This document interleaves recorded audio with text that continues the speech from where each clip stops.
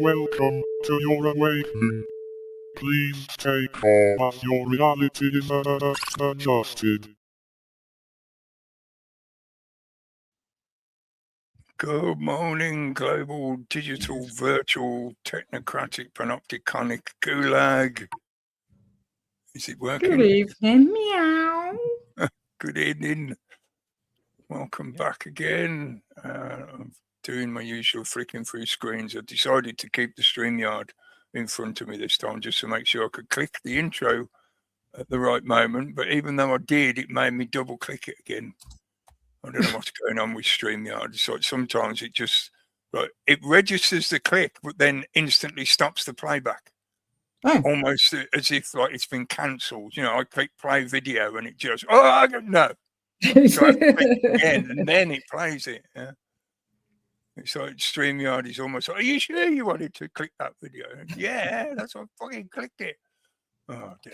As long as you don't have a finger spasm. That does happen sometimes.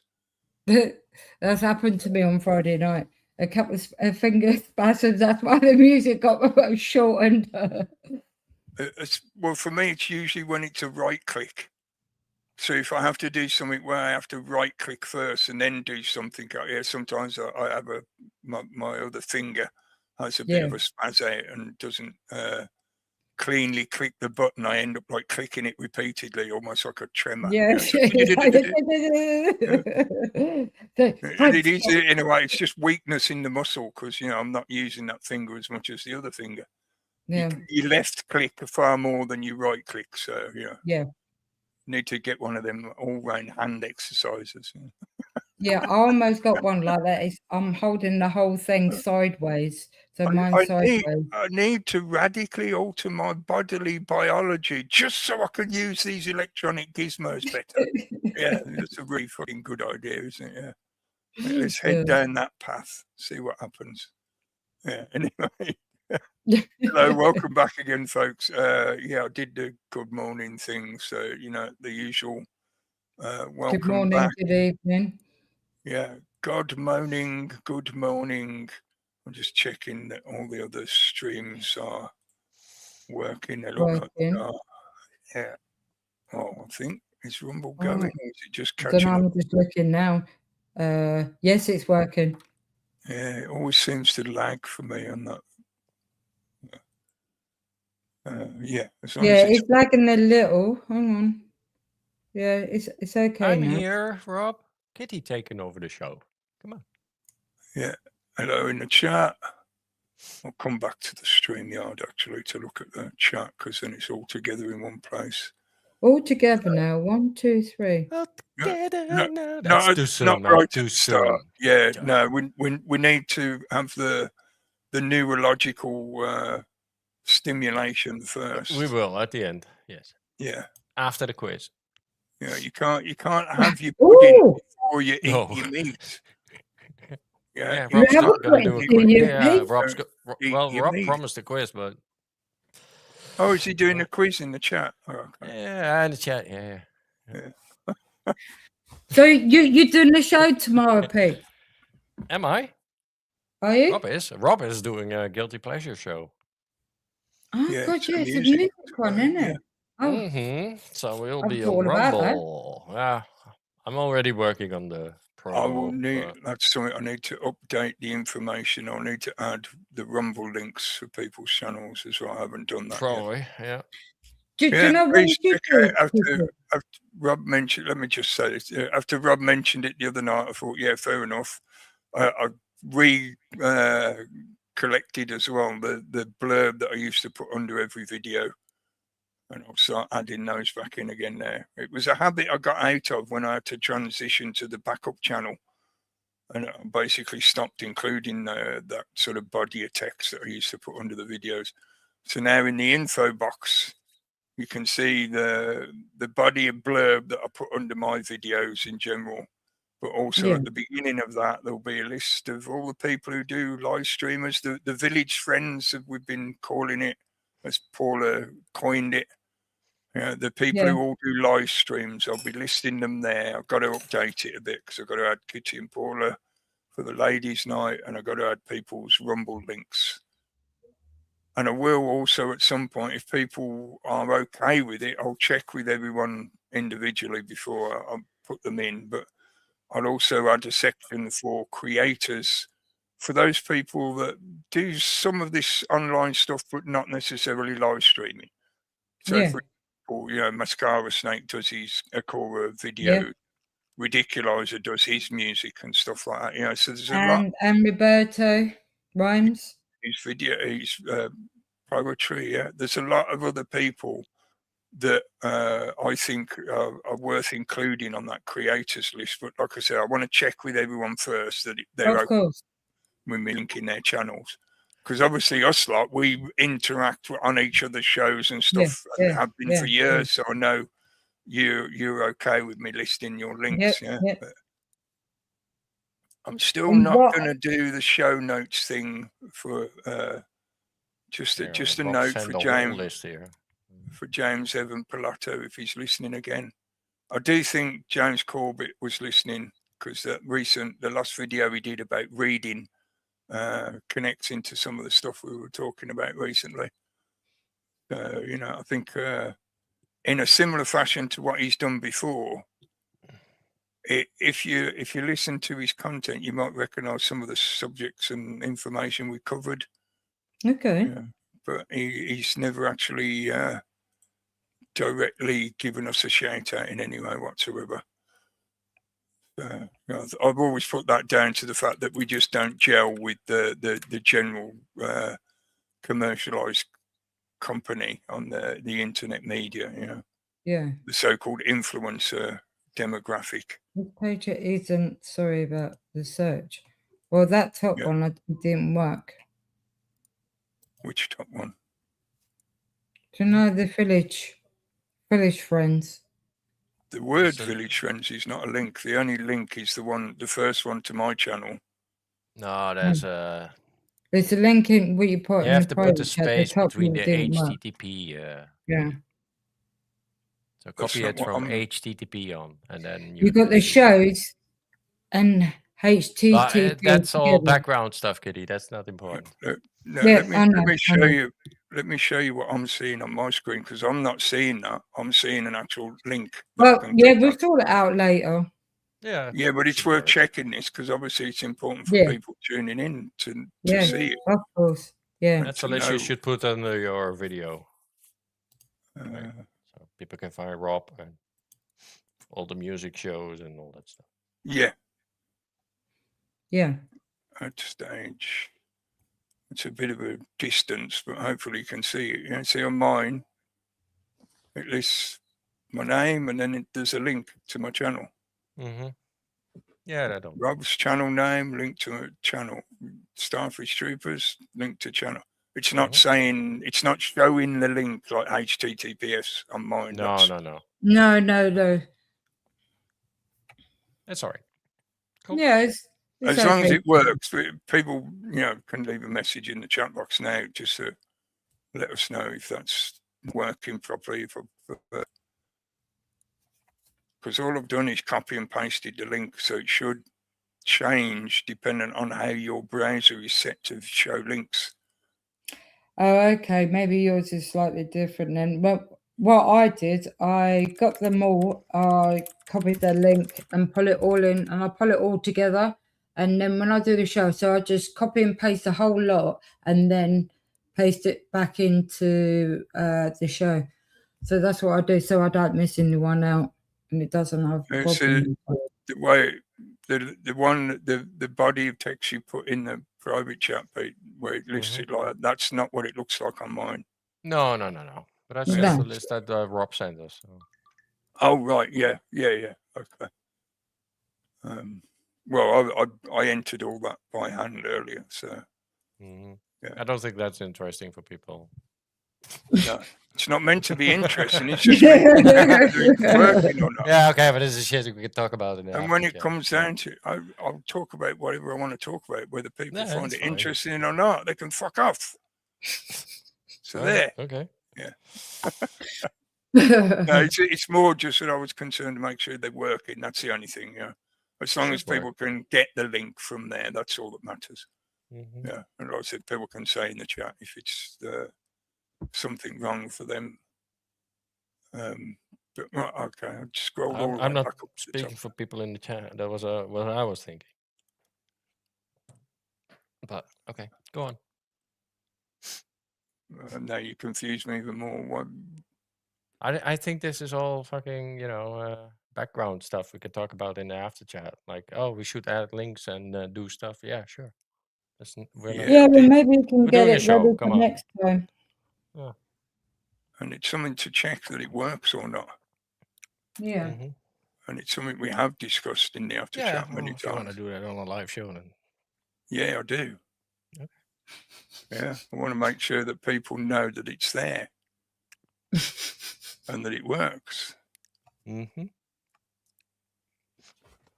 Go on. If you want to do something else, you do something else. No, go on, Cookie, please. Yeah. So we've gone all the way back up the chat box to say hello to everyone before we digressed into checking if that was viewable or not.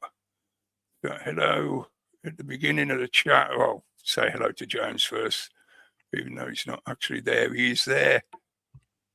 I think you typed it in. Was it in Rumble?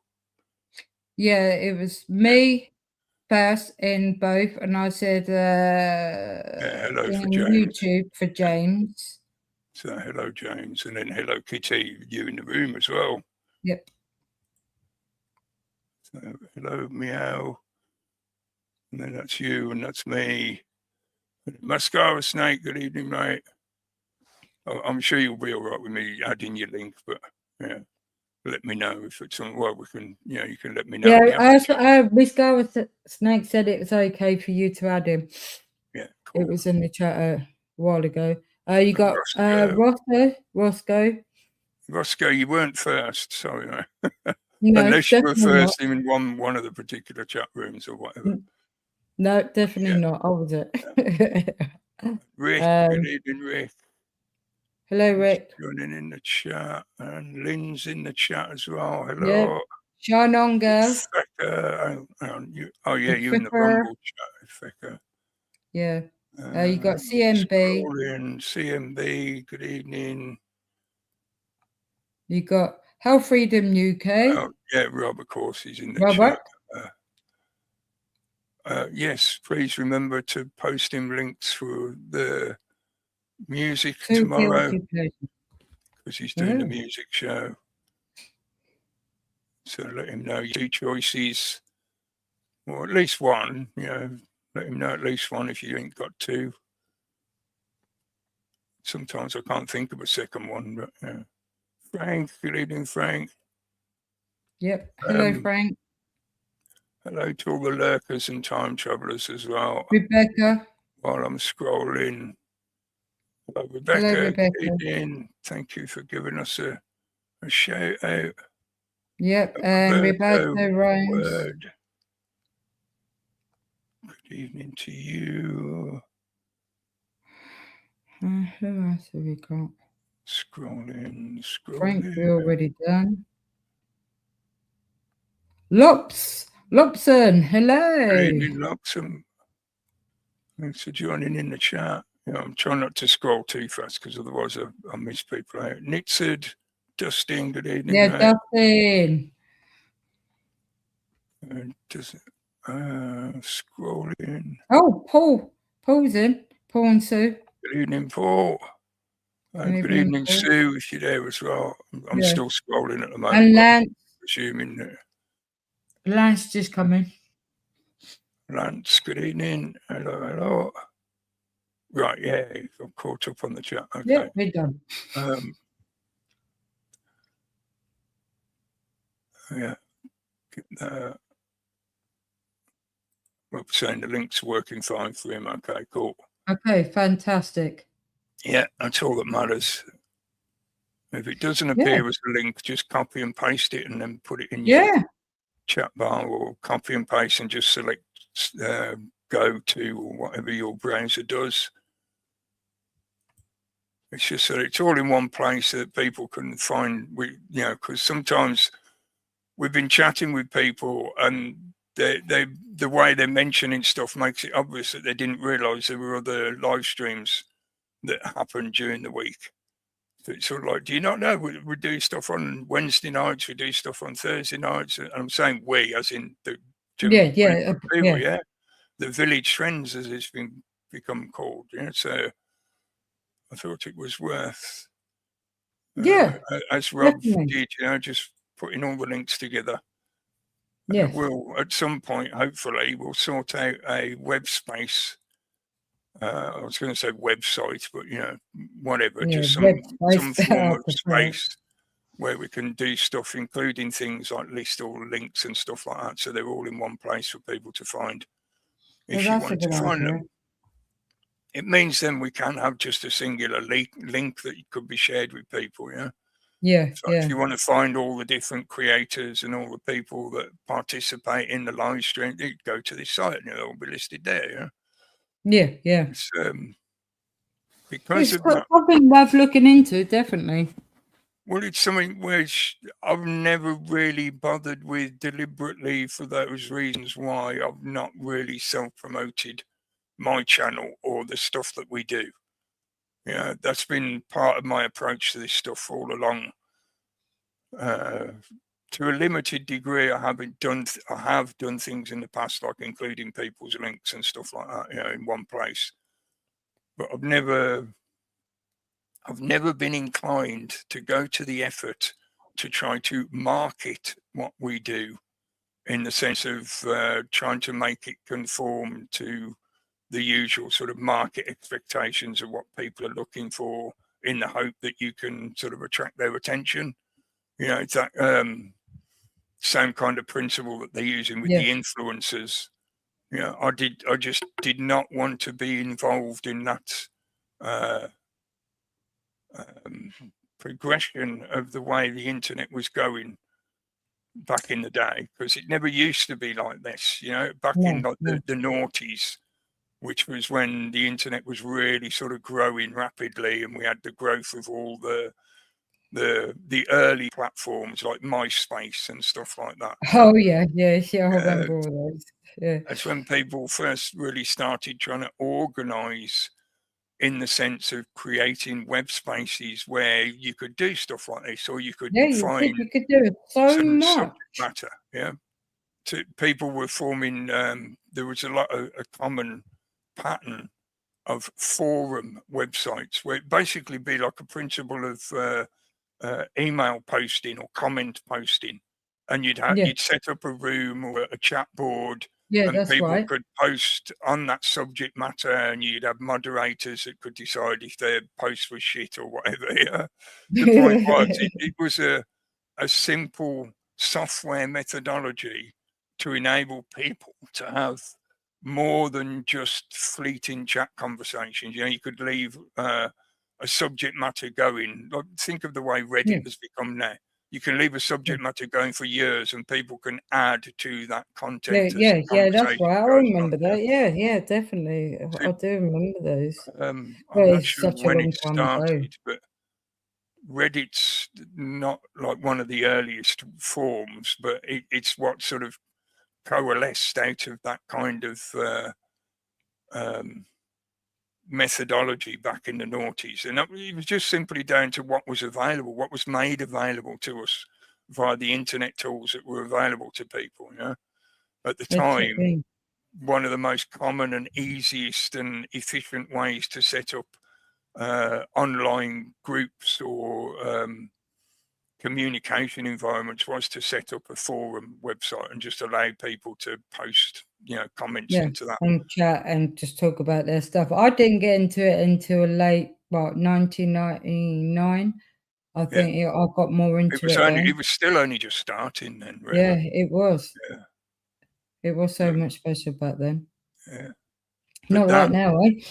No, exactly. That's why I'm mentioning it, because then it was a bit more open and genuine, in the sense of anyone could set up, you could create it yourself, as long as you've got the ability to host it online, which even I can remember back then, there were ISPs, internet service providers, that allowed you a certain amount of web space as part of the contract. Yeah. So, for example, you pay a monthly fee for having your internet connection, and as part of that, you'd get an email address, and you'd get like 5 meg of web space. Yeah, which sounds Remember like that? Good times. totally. Good yeah, times. it sounds Yeah. like nothing, but when you're only dealing with text-based software content like a forum website, you can actually make something somewhat functional out of that free space. And it was free, provided by the ISP. Yeah. So Yep. that's what I mean. It enabled that sort of genuine, if you have an interest in a subject matter, you could set up your own little web space, and other people that were interested in that subject would find you in search results, because the search engines were Yeah. more Yeah. That's right. genuine Yeah. then. Yeah. Yeah. Yeah. And that you could get little communities of people who had a particular interest in whatever it was, Yeah. bird watching or whatever. Yeah. Yeah. That got exploited by the corporate system, obviously for pure commercial reasons. They saw an opportunity to advertise and to sell products and blah, blah, blah. So they started moving in on that territory and commercializing it. So it became formulaic. You started to get certain themes and patterns that would be repeated across the board. Yes. That was the beginnings of what we now call social media, because it started to become turned into a uniformed, commercially accepted method of production and outlets. Yeah.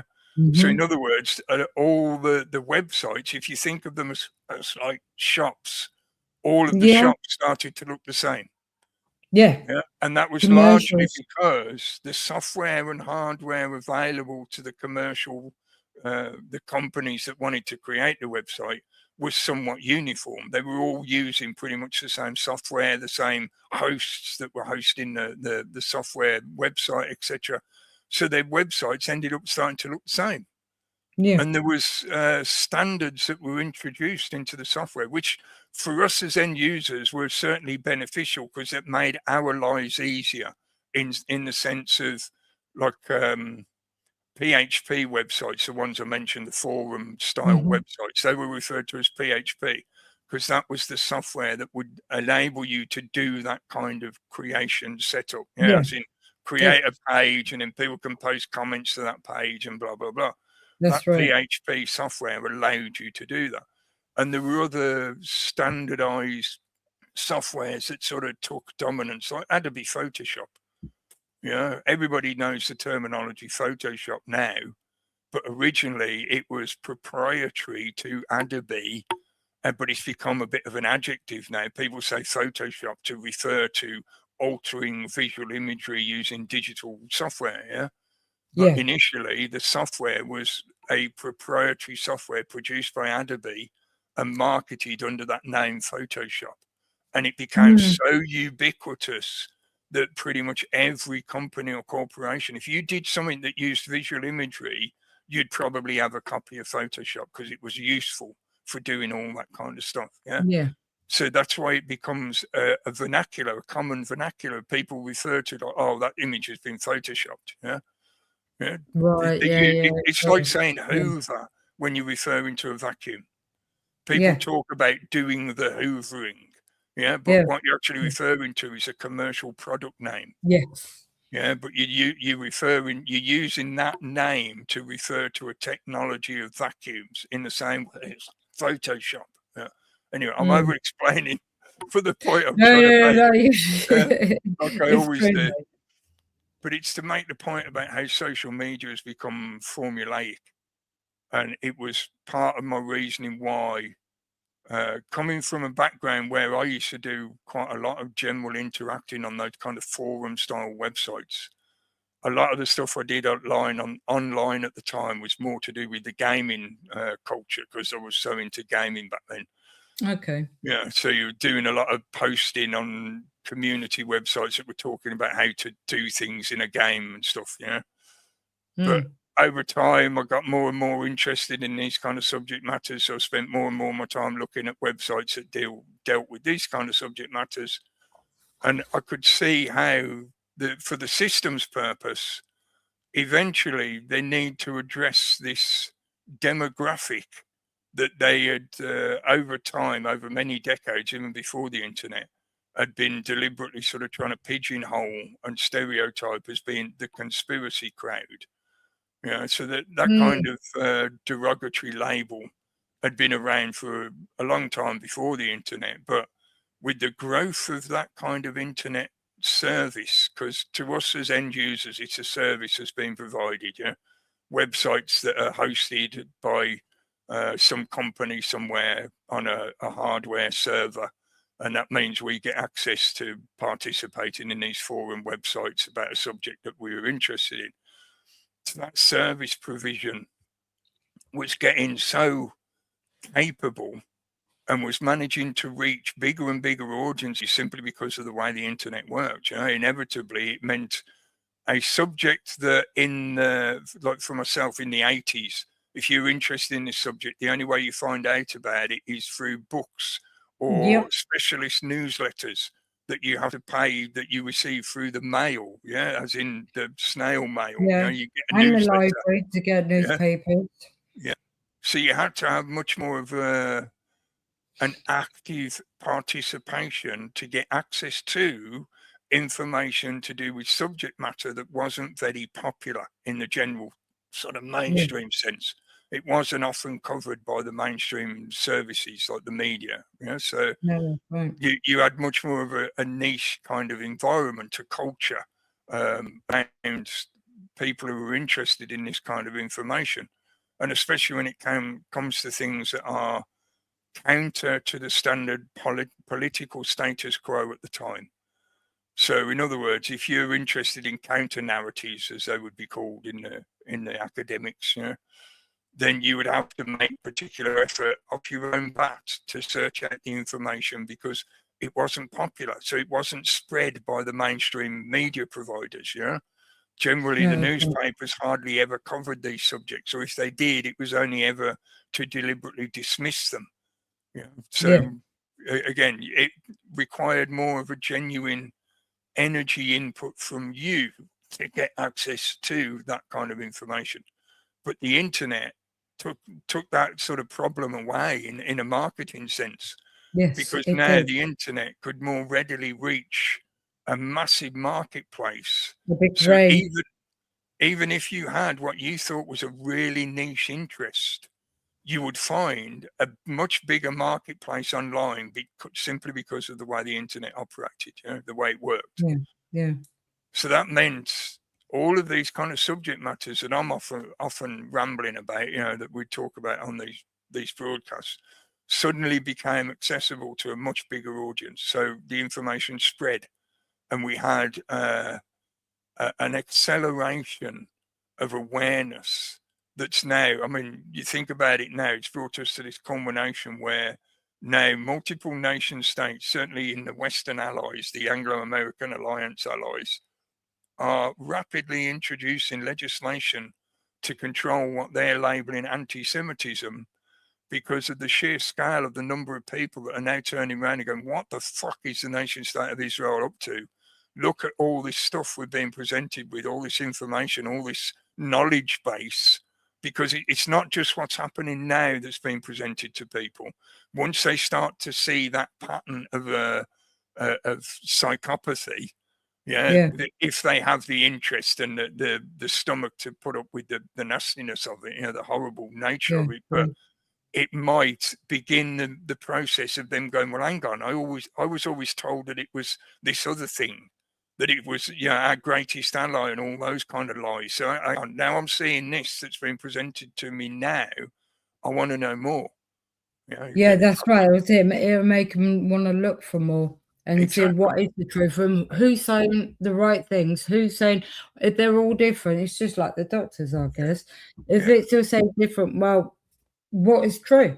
So they need somebody who's going to be telling them all the same stories, and they go, oh, wow, so this is true. Yeah. So inevitably, I'm going a long way around the explanation like I always fucking do.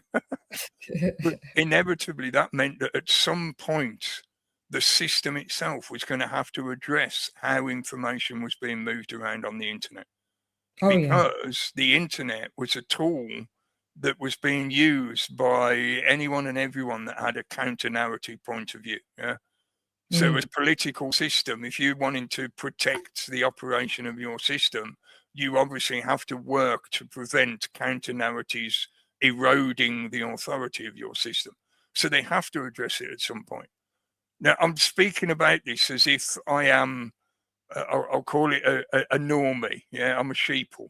And I'm looking at this information now, just suddenly going, oh, right, yeah, social media, yeah, oh, you know, it came out of just people wanting to be able to chat on the internet because that's what the internet's good for, you know. So, yeah, social media is just those platforms that allow us to have our chat rooms and talk to each other and talk to the grandkids, you know, they can see me on the screen and get FaceTime and whatever. That's what most of the normies have been thinking for many years now, yeah.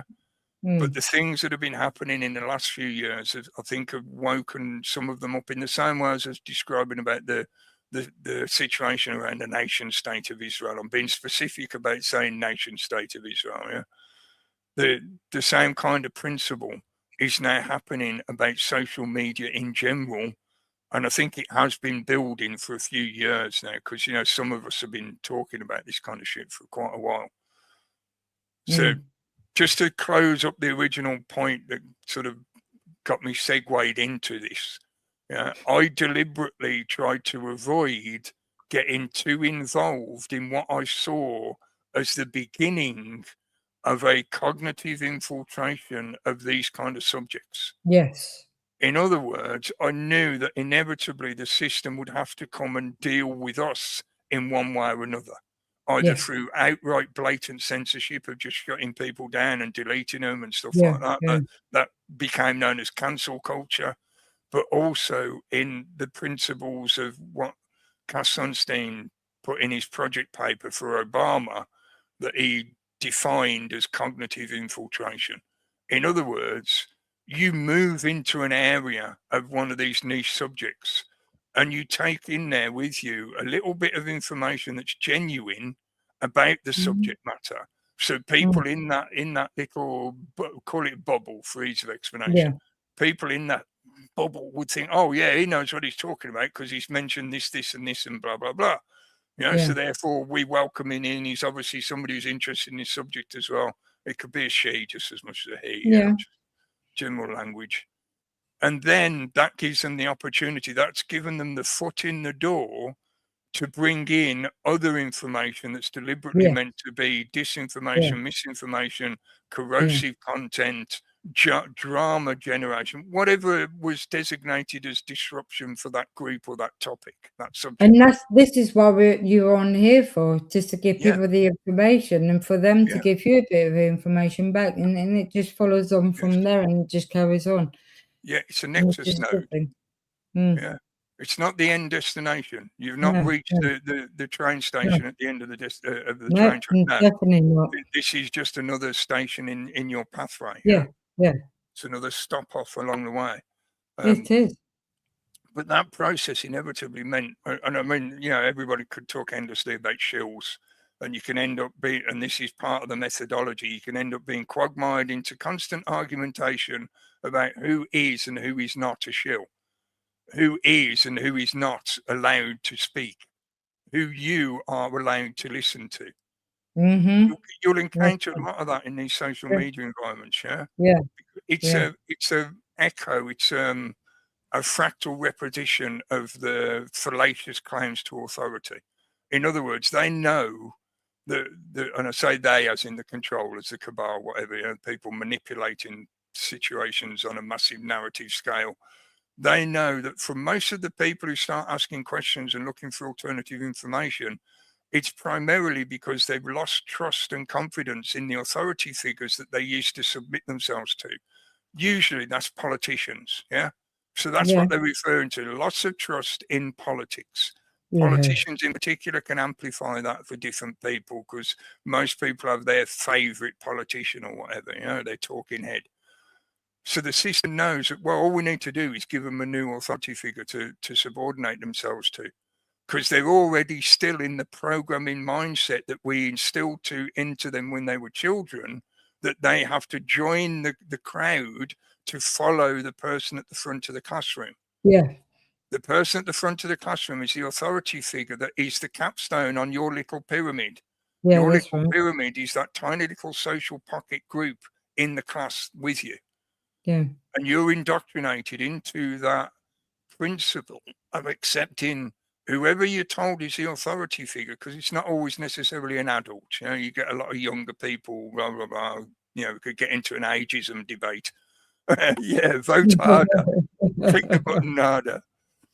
But they know that for most of us, and this is, I think, still true for most of your life, unless you actively, constantly remind yourself to work against it cognitively. In other words, you have to be aware of your own bias of falling into this kind of mindset. Yeah, it's so easy for anyone to fall into it unless you're strong enough to not to fall into it. I do think it's part of our biological makeup. It's part of what enables us to live in this environment, because we learn through experience, usually in one way or another, that deferring to somebody who seems to know what they're doing is a greater chance of survival.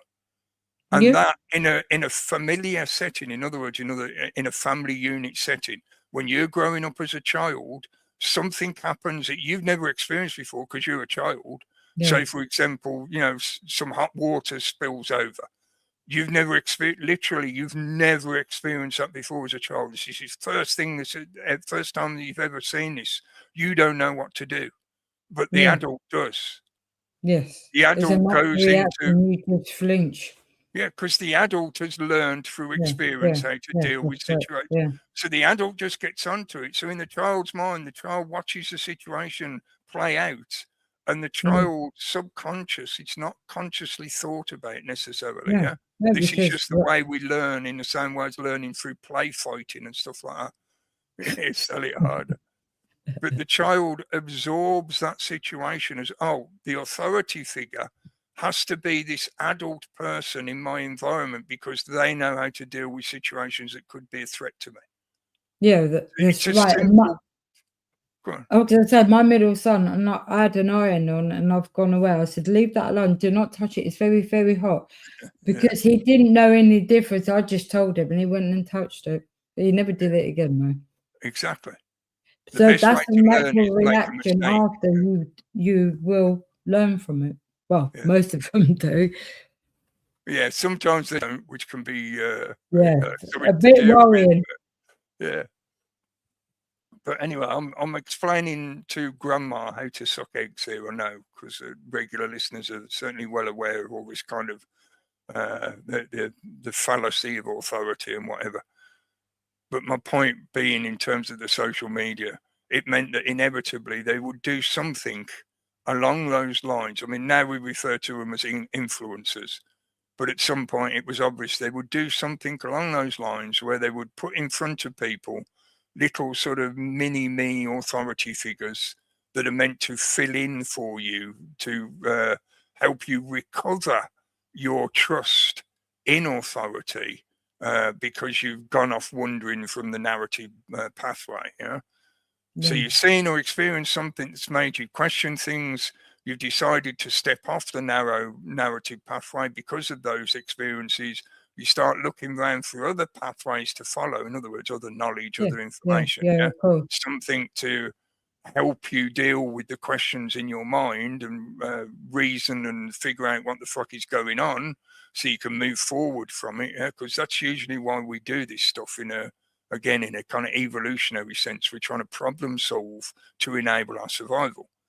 So you go looking for information and, just as if by magic, they put this other little puppet figure just to the side of the road. So you go wandering over and all of a sudden you've got this little puppet figure there going, I know this information. I know that you listen to me, listen to me. Yeah. That's that cognitive infiltration trick. Yeah, that's right. It's like you meet people for information, for a reason or a season, but it's always generally information. But it naturally go it's almost like it's magnetic that you seem to meet these sort of people, and because you're so very open and they give you the information, and it's exactly the same what you do on here as well. It all combines together. That could be another longer conversation, similar to Yeah, of course it will be. the connection to the field. And I think what you're experiencing is the magnetic attraction, you know, use that label loosely, but Yeah. it's that kind of sensation of you gravitate together. People who are interested in similar subjects and similar information, you tend to gravitate towards others that have a similar interest. And it's almost like you have in the field, it's like there's a little sign next to you that says, I am interested in such and such info. If you also are interested in this info, please contact me. And you yourself are not aware of the sign, and the other person is not aware of the sign, but your field is. And your field gradually brings you together. Yeah. I think it's part of the way the electromagnetism works in our reality. But yeah, as I said, it's another conversation. Of course. Right, you better get what you're meant to be doing. Yeah, before we digress even further, yeah, the main reason I was mentioning this was just to make the point about information exchange in this environment. Why do I call the subtitle this week virtual in brackets cues for a coup? I mean, I think I've said this over the last few weeks anyway, maybe even months ago, when they started to push the Andy Burnham thing and it became more and more obvious that there was going to be no competition. He would basically just get wheeled straight into position. Then it starts to become more a question of, well, considering he seems very much about image more than anything else, why are they so desperate to do this quick switch over from Starmer to Burnham? And they are pretty much like clones of each other. But Burnham's coming in on a purely kind of surface, non-substantial way of it's all about his imagery and the kind of ideas that he's presenting, like the £2 bus fare kind of stuff. It may seem good on the surface, but once you sink your teeth into it, yeah, it's pretty obvious that it's a very thin dusting of sugar on a very fat turd. You know, it's sort of like, well, mate, how is this really going to be fixing anything? This is just a feel-good PR stunt, isn't it? You want to make the public feel like you're doing something good. It's very surface level. It's very visual. It's very image orientated. You know, he's trying to present a certain image to the public. So yeah, anyway, why this railroading in of this new character? And obviously, as we've been talking about over the last few weeks, it seems pretty fucking obvious that all they're doing is trying to basically wipe the board clean for all the shit that they've been dumping over the last several months, including the ongoing problems that have not been solved and were never going to be solved by a switch of political party from the Conservatives to the Labour taking over. You know, having the election was basically pointless because you're still being ruled by the Uni Party. So all of that just left it with that sensation of this is about the information that's being shared, right, more than anything else. The content and the kind of information that's being shared, the kind of subject matter. Yeah, the kind of subject matter. Where did you find that? Is that I saw it earlier today. I haven't used it. I wanted to use it in the daily front. But... Yeah, it's cool. Ladybird. Yeah, I've still got some Ladybird books actually. Yeah. Okay. They were like the Wikipedia of the book age. Oh. Yeah, this is something as well I was going to mention at some point when I get to it, because I'm doing my usual rambling off in all kinds of directions and spending far too long making simple points. But yeah, the point about reading, which we've spoken about recently. Yeah, the Ladybird books were something I used to get regular. I usually off my mum. Obviously, she'd put my dad's name on the present as well, but she would buy me quite a few Ladybird books. And if I ever asked for one, she'd usually buy it for me because they weren't really expensive. And at the time, like I said, they were sort of like the book version of Wikipedia, because they covered so many different subjects, and you could get stuff that was practical information, like the Ladybird book of simple woodworking. Yeah, it showed you really easy, simple woodworking techniques, you know, like basic stuff, but it was meant to be accessible to younger people, you know, to children. Sounds a bit like the Reader's Digest. It was, yeah, Yeah. but meant for children. That's one of those weird books as well. Like everybody or a lot of people Yeah. had it, but My I mum used to never subscribe to it, really yeah. got why. But Because it was like a book version of Time magazine. I might Right. even still have a couple of copies actually that I got off my oh yeah, mum. it's still going. I think. Still Yeah, going, yeah, I Reader's think it is, Digest. yeah. Yeah. But it is, Yeah. It's one of those books. Yeah, weird. yeah, it's sort of like what you'd expect from a magazine, as in there's multiple different contents. So some of it is just story, like fictional, Mm-hmm. but then some of it is biographical or factual information. Yeah, it was But like yeah, the Playboy stories, but without the pictures. yeah, Yeah. But it was Boring. a book rather than just a magazine. So Yeah. obviously it was targeted at people who read more than anything else. So you consume quite a lot of material if you're a reader in that respect. Yeah? Oh, we got ourselves a reader. I should have grabbed that Bill Hicks clip. What are you reading for? That's an absolute classic. One of his best stand-up routines ever. We got ourselves a Corbett reader. did a video on it today. This is why I wanted to mention it tonight, because I do think, I've said this before, I'm pretty certain he listens in every now and then.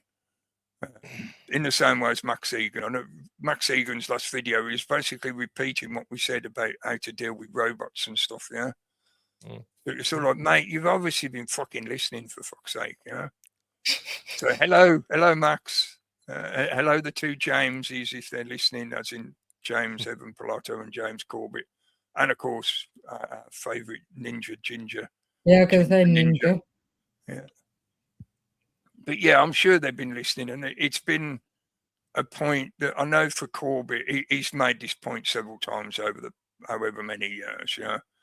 So I'm not saying it's anything like recently unique, like there's some kind of weird trend happening. It's not that. It's just, it is now even more of a vital point than ever that we need to re-encourage people or encourage people to go back to reading, because this environment, this was a whole reason why I wanted to talk about the social media and why I made the point of mentioning why I've, over the course of years, you know, I've deliberately avoided a lot of the stuff that happens in this environment. I don't participate in it for this kind of reason, yeah. But this environment has become so ubiquitous for the younger generations, for the millennials and the Gen Z in particular, that for a lot of them, they don't know any different, really. I'm not saying they're literally ignorant, literarily ignorant. Some of it is that, yeah, but it's ignorance by choice, not by non-availability. You know, it's not true nescience. It's not that they don't know that books exist. It's just that they choose to not bother with them anymore, yeah? Yeah. But this is the point. Now we're living in an environment where for those generations who are the most important generations at the moment, because the millennial generations are the adults that are running society, and the Gen Z are the up-and-coming adults who are working their way up to those positions. So in other words, they're the new workers, you know, they're the aspirational workers and career climbers now.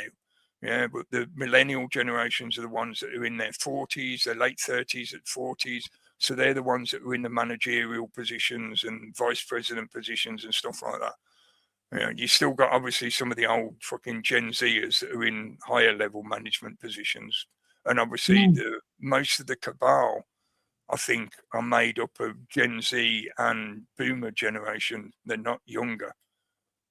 The younger are still closed out of that inner circle. I think the true inner circle of the cabal are all fucking old fogies. They're all old fuckers. That's part of the problem, yeah. But anyway, that again is another discussion about how the pyramid works, yeah. But in terms of the information exchange, Don't forget I to know like. I might not have mentioned it for a while, but this is a point that I've repeatedly banged on for all the time I've been doing these broadcasts. Everything in reality is about information exchange. Everything. Your entire experience of this reality is you exchanging information with the environment and the other sentiencies that you encounter in this environment. So in other words, other people, other animals, other beings, other living entities, whatever you feel as being a living entity. Because for some people, even the planet itself is a living entity. So you are constantly exchanging energy with this environment. And that exchange of energy is an exchange of information. It's as simple as that. So everything is about information exchange. So when it comes down to that reality, if you allow a third party, a middleman, a priest, an authority figure, a judiciary, whoever the fuck it is who claims that they have some kind of authority to stand in between you and that exchange of information, in other words, between you and the source that you're trying to connect with, then that enables the corruption to begin and the interference to begin. So having a clean connection of information exchange is the purest fidelity you can get in this reality. Which is why I think for many people, the concept of a divine being works well and is so appealing, because it's only with that divine being that you can get a true sense of absolute fidelity, because that's the only thing that you can get that kind of absolute direct connection with, if you're wanting to make that connection. Obviously, if you choose to ignore it, then you ignore it, and it's just like something in the background noise, the white noise that makes up your subjective experience of this reality. But the information exchange is the most relevant thing in this reality that you experience, and certainly in connection to what we're now, or what I'm trying to talk about in this broadcast, in this particular broadcast, but in many others when I've covered this kind of subject matter. The system knows full well that the only way they ever have their little pleasure garden of that pyramidal structure where they benefit the most out of your losses, out of your toil and effort, your energy is feeding into that pyramid that keeps them right at the top, enabling them to do whatever they want, whenever they want, in whatever way they want, literally what you could call true freedom. It's just obviously they're a bit mental, they're a bit psychopathic. Well, maybe I shouldn't say bit. I shouldn't mince my words in that respect. They are psychopathic, full stop. But that exchange of information, it's only through interfering, it's only in being the middleman that gives them the ability to exploit your energy to benefit themselves and to give them some kind of power over you. Because it's not just about influence per se with you. As in, it's not just the fact that the person claiming authority over is going to tell you various lies or fallacies to try and convince you that they have authority over you. It's not so much of that. It's more that they will find somebody that they can convince, and then they'll find somebody who is physically quite overbearing and powerful. They convince that person, and then that person becomes the enforcer for that psychopath. And the enforcer won't try and verbally convince you. They won't try and make cognitive arguments to get you to rationally accept what they're supposing or positing. No, they'll just punch you in the face. They'll punch you in the face, they'll throw you in a cage, and they'll take all your stuff. It's as simple as that. So the key point here, the key fulcrum, the Rosetta Stone, the keystone in the arch that keeps all of this held up in an architectural sense. Hello, Shamo in the chat. Yeah, the Akashic Record is that unified field, or that's one name that some people have attributed to it. But yeah, that keystone is the exchange of information, because the only reason the psychopath was able to fuck you up was because he interfered with the information exchange of the enforcer person that they persuaded to come and kick your ass. Yeah. So in other words, it's back to the information exchange that makes the situation happen. They know this full well. So in this environment, in this modern digital virtualized environment, interfering with the free exchange of information, which could be as simple as just a conversation, people talking about what they feel and think about the shit that's happening today, doesn't necessarily mean factual, fact checker approved fucking information. No, this is just the very act of conversing is information exchange. So they want to interfere in that. They want to be able to have a point where they can listen into what you're saying to each other. And if they decide it's something that disrupts their bullshit council authority, they can press a little button and cause a virtual barrier to come up between you and the other person. That's the point, right? With the Corbett and the books, and you cannot change the words on a printed page. On a page, right? Yeah, well, exactly. if it's printed, if it's digital, yes, and it happened, and it happens, right? If you have a Kindle book of 1984, they changed it while you had it. Yep. So, they literally forced an edit onto all users. It's a whole discussion now about the physical media, right? With the PlayStation and the games and all that. Movies, same. I think you do. And I know he did in not necessarily that most recent video, but in prior videos. I know he's covered this before, but I think it is also very necessary to remind people or to inform them, if they never knew about this in the first place, that obviously who controls the printing press makes a massive fucking difference. Again, it seems like stating the obvious, but sometimes you have to state the obvious to help people protect themselves cognitively. Because it's sort of like, okay, you got the book that tells you about such and such subject, but who printed the book? Who edited the contents of the book? Who decided to make that book publicly available? All these questions have to be considered before you just 100% arbitrarily accept whatever's in the content of that book. It still doesn't make it true. No, context. No, exactly. Absolutely not. No. Once you've got the hard copy, then they can't come in and randomly change it like they can with digital. Because that's it, right? That's the big thing about us having books and getting people back into reading books, because of the fact that once you own it, once it's in your hand, they can't fucking change it, can they?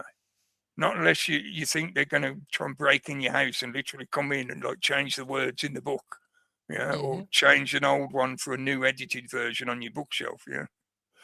You can get into ridiculous fucking speculation, but it is just ridiculous speculation. Some people try to make books important and then not essential or whatever, right? It's like, come on, it's just a book. Who buys books? Or they're just trying to sell a book. But if it's not that important, why is all the LGBTQ propaganda being pushed through children books and picture books and all that stuff? And even online, starts there. Even online, a lot of it is in text form for that particular, not just that particular ideology, but a lot of those kind of politicized ideologies.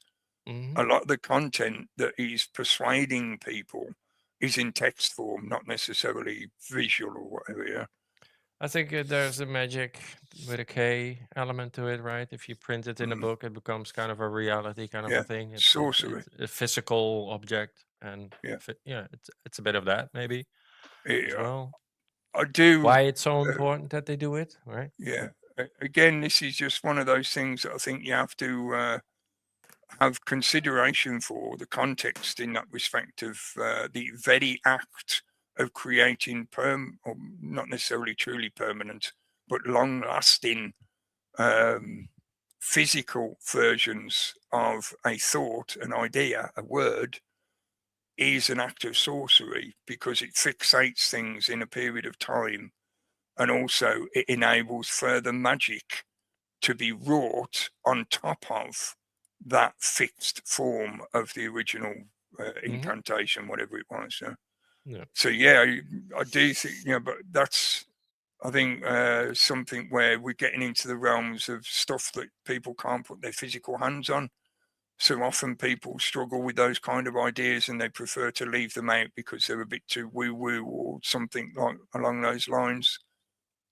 But for myself, yeah, I definitely do attribute an element to that, which is always in my consideration, that the very act of making physical forms of verbalization is counter to the principle of creation. I don't know how else to word it other than that. Maybe if I wrote it down. I think having a physical first copy or first print of something is becoming more and more interesting to me as a collector or a half thing, right? Yeah. Compared to having a Star Wars doll collection or Absolutely right. Yeah. all that crap. That's a really that good point. breaks my head. Like how, why, and okay, but good. I would say even fictional because these are not works, stupid people in general, right? That have these collections. In general, they're not that retarded, but it does not make sense to me. Things Like, like why the fuck? now that you mention it, even more so, that's what I wanted to say, like fictional as well, not just factual, because often people get stuck on we want the factual information, and only the factual information counts, which obviously has, I will do in a minute. We're on we've just gone past the hour, so I will in a sec. Even though obviously factual information, especially in a scientific sense, is vitally important, and it's how we build all these technologies. But fictional stuff is just as important, in my opinion. And I have to say, in my opinion, because you're talking about qualitative, and that's where people get hung up of like, qualitative is just your choices, mate. It doesn't matter.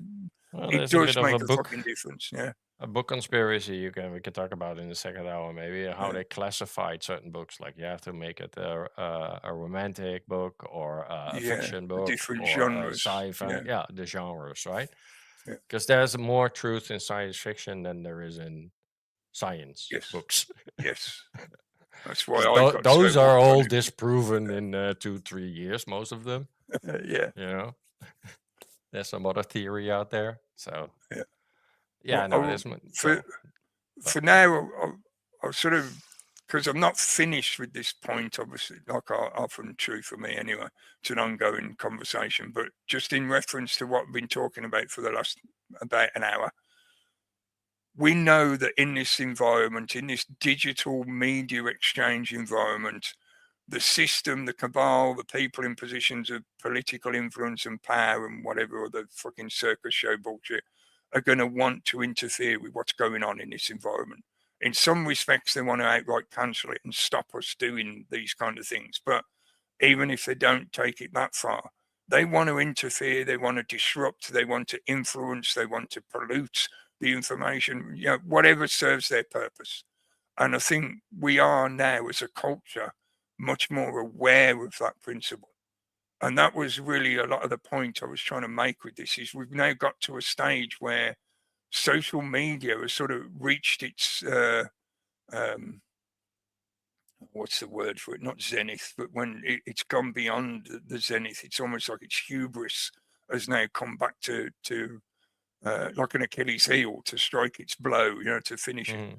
I think people have got to the stage where they're very aware of how social media is trying to fuck with them constantly mentally.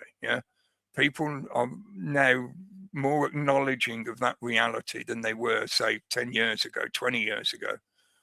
And that to me is the big difference now, where we've got to a stage where most of the population, even if they don't act on it, even if they don't feel that there's anything they can do about it, whatever, if they're despondent and apathetic, whatever, they know about it. They know that it happens. And that is disarming for the system itself. But we still have to keep reminding them of certain basic principles. I say reminding them as if I'm separate, I'm part of the fucking general population, so it helps me that other people talk about things that I forget about or I've not realised. Anyway, I thought this song would be appropriate for this kind of subject matter, because at the moment we have just experienced, still going through the experience of a coup. If you hadn't realised, it was a coup there were some clues. I thought about including the letter L in the subtitle where it says cues, C-U-E-S, cues as in your cue to act, the cue that made the plan begin in motion. You had an L in there and it becomes clues. There were quite a few clues that this was going to be used as a coup to not exactly subtly, but quite blatantly shift the face on the stage. The direction of travel hasn't really changed, but they've changed the driver. So mid-journey, they've taken the old driver out because he was shit and nobody believed him anymore. They put a new face in, but it's still the same fucking game.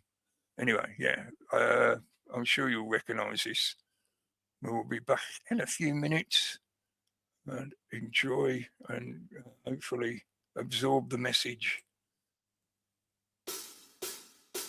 Here's a song for all the normal things out there who still don't see what's going on, or just can't admit that they've been so wrong for so long. Play it for one. Well, you can call me any kind of theorist that you like. You can diss me with a vague old lazy second-hand soundbite. And I know it makes no difference, the strength of evidence eyesight. 'Cause if you're not a liar, you're willfully blind and your head's not right. To stare into a hole in the ground, you only need eyesight. And when you're buried 6 feet down, you've no use for hindsight.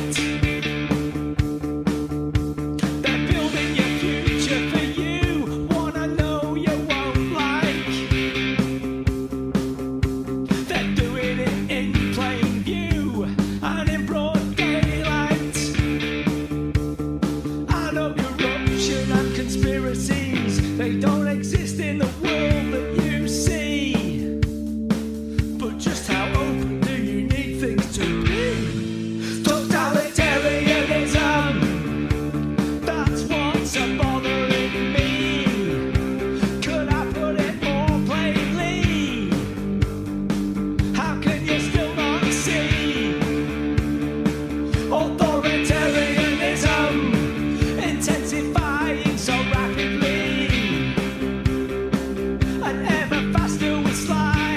Stay on the wrong side of history. Get down. Well, you read all those media lies and you believe they're all true. And you feel that you're far too wise for them to all be fooling you. And of the plans your rulers openly share, you're unaware, you've no clue. You think that those who only work to abuse you work for you. You won't apply any critical eye to anything that they do. You never wonder where the benefits lie. You never add 2 + 2. There's no end to what you'll suffer. No line in the sand for you. You don't care when any others are cancelled and banned. Will you care when it's you? Seems that there's no limits to the oppression you always continue to defend. Well, it might not be pleasant how this will end. Totalitarianism, that's what's irking me. And it's screaming in your smirking face, but you say that you don't hear or see. Authoritarianism coming down so brazenly.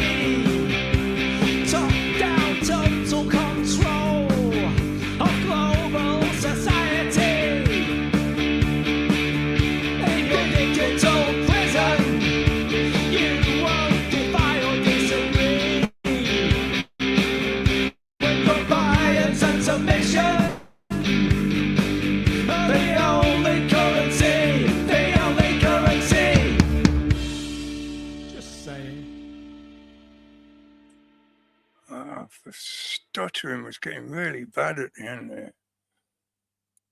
It's fine here. Maybe it was just me, my brace or something. Maybe, yeah. Yeah, I heard a little bit of it as well, just right at the end. Okay. Well, yeah, that was Angry North and Boris's Bitches. Generally refer to him as Angry North, but that is actually the full name of his band. I think it showed it at the end, didn't it, on the place card. So if you want to check him out, do a search for his stuff online. I think most of his stuff is available on the other platforms, but I think some of it has been removed from YouTube. I'm not sure which tracks, because I know he did get some back, didn't he? He got some reinstated, but Yeah. quite a few of them got scrubbed by YouTube when it was going through its The Coup. the Coup panty twisting period. He kept getting his pants in a twist and smacking everything, you know. So, but yeah, I like all of his stuff that he's done, but that one in particular has always stuck with me. I think partly because I think that the chorus melody works really well. It's something that's got that kind of lyrical hook to it, so it keeps your attention. Maybe that's me as well. Yeah, it keeps my attention. But I think it's got that foot tapping rhythm to it, that makes a popular song, as well as having good lyrical content. I was just scrolling back up the chat box to try and find, because I didn't see it when it went past, the comment that Ridiculizer had left in the YouTube chat, because I was going to highlight it, but it doesn't seem to have showed up in StreamYard. Or it was so much earlier on, so I've missed it. It's too late, but I'll read it out instead. Ridiculizer posted, the UK will have had 5 prime ministers in the last 10 years who first took office without a general election mandate as prime minister. So in other words, they were shuffled in like we've seen with Burnham recently. The party decided that the leadership was going to be swapped over, like when they swapped Rishi Sunak out, and stuff like that. It wasn't part of an actual election. There wasn't any public involvement. It was something that was only done by the party themselves. Hello in the chat, Olik. It's that kind of switch over that makes things rather suspicious. But certainly at the moment, I think it's gone way beyond just a level of suspicion, hasn't it? I hope maybe I'm being optimistic. Maybe that's just me again. I think I should do an episode with that as a title. Maybe that's just me. That could actually be an ongoing theme of observational videos, where you could make a point about some of the shit that's happening in the world at the moment and then end with the comment of, but maybe that's just me. Yeah. It's a little bit like a kind of get out clause, It's like saying it's just my opinion. Or when people often say, I don't mean to offend, but, no offense, mate, but, So no offense, but I'm going to say something offensive to you, So, okay, so you acknowledge that you think I'm going to find it offensive, because obviously it's up to me if I find it offensive or not. But yeah, it's shit like that. But maybe it's just me. Speaking of which, did you see the mega dinghy? This is now the GB News' favourite news story at the moment. No. Well, it was the other day when I looked. I don't know if they're still fucking banging on about it. Yeah, the mega dinghy. Did you see it? It had like nearly 200 people on board. Oh, wow. Oh, right. Okay. It was 170 or something. It was like the new record. It's a world record of refugees on one dinghy. Mega dinghy. Yeah. And it was just a rubber, classic rubber dinghy. It wasn't a rigid bottom one. It was one of the soft, flexible ones. Oh, I saw that one. Yeah. Yeah, so I don't know where the fuck they found that. I didn't know they even made them that long. Because the problem with those kind of inflatable craft, if you make them too big, they lose rigidity because they rely on the material and the pressure in the container, the air pressure, to keep it rigid. That's why in heavy weather they're fucked, because they just bend when they hit a wave or any kind of heavy turbulence. They get crushed, basically. They lose their form. Yeah. Well, I saw a That's often how video, people drown on them. Yeah. I think 3 days back, 4 days back, and a mega dinghy like that was picked up by Borders for, I don't know, some fucking NGO, Right. right? So all they have to do is go into international waters. Yeah. So that's just a couple of miles out of the coast, right? And then they'll immediately get picked up by the NGOs. Yeah. And they'll drag the boat on to the British coast. Yeah. And from what some reports have shown, I think you've had some of the clips in a few of the dailies ages ago. They're basically recycling the dinghies and sending them back over. Yeah. Yeah. So, the British dinghies. It is a fucking industry that is acknowledged by the system and is actively being used by the system to bring in more people beyond the legal numbers. Yeah. And this is a point that I know I've been making for years, and I think many other people have been making the same point. They want you to fixate on the illegal entry, the dinghy people primarily, because they're easy to visually sort of acknowledge. They're visually different, so they can be isolated in a media sense to get you to fixate on just that element. Yeah. But these illegal numbers have only ever been a tiny percentage of the total immigration problem, because the problem is not just the illegality of these kind of so-called refugees coming into the country. It's the sheer number of people that are being brought in legally as well that is unsustainable, unmanageable. But that's deliberate. It's been purposeful. Go on. Well, they come through safe countries, so that's the biggest issue, right? They come through France, they come to Spain, they come through all those countries, and then they get on a dinghy and go to England. So that's and then claim to be refugees. France is not stopping them. They're like, okay, it's let's like go.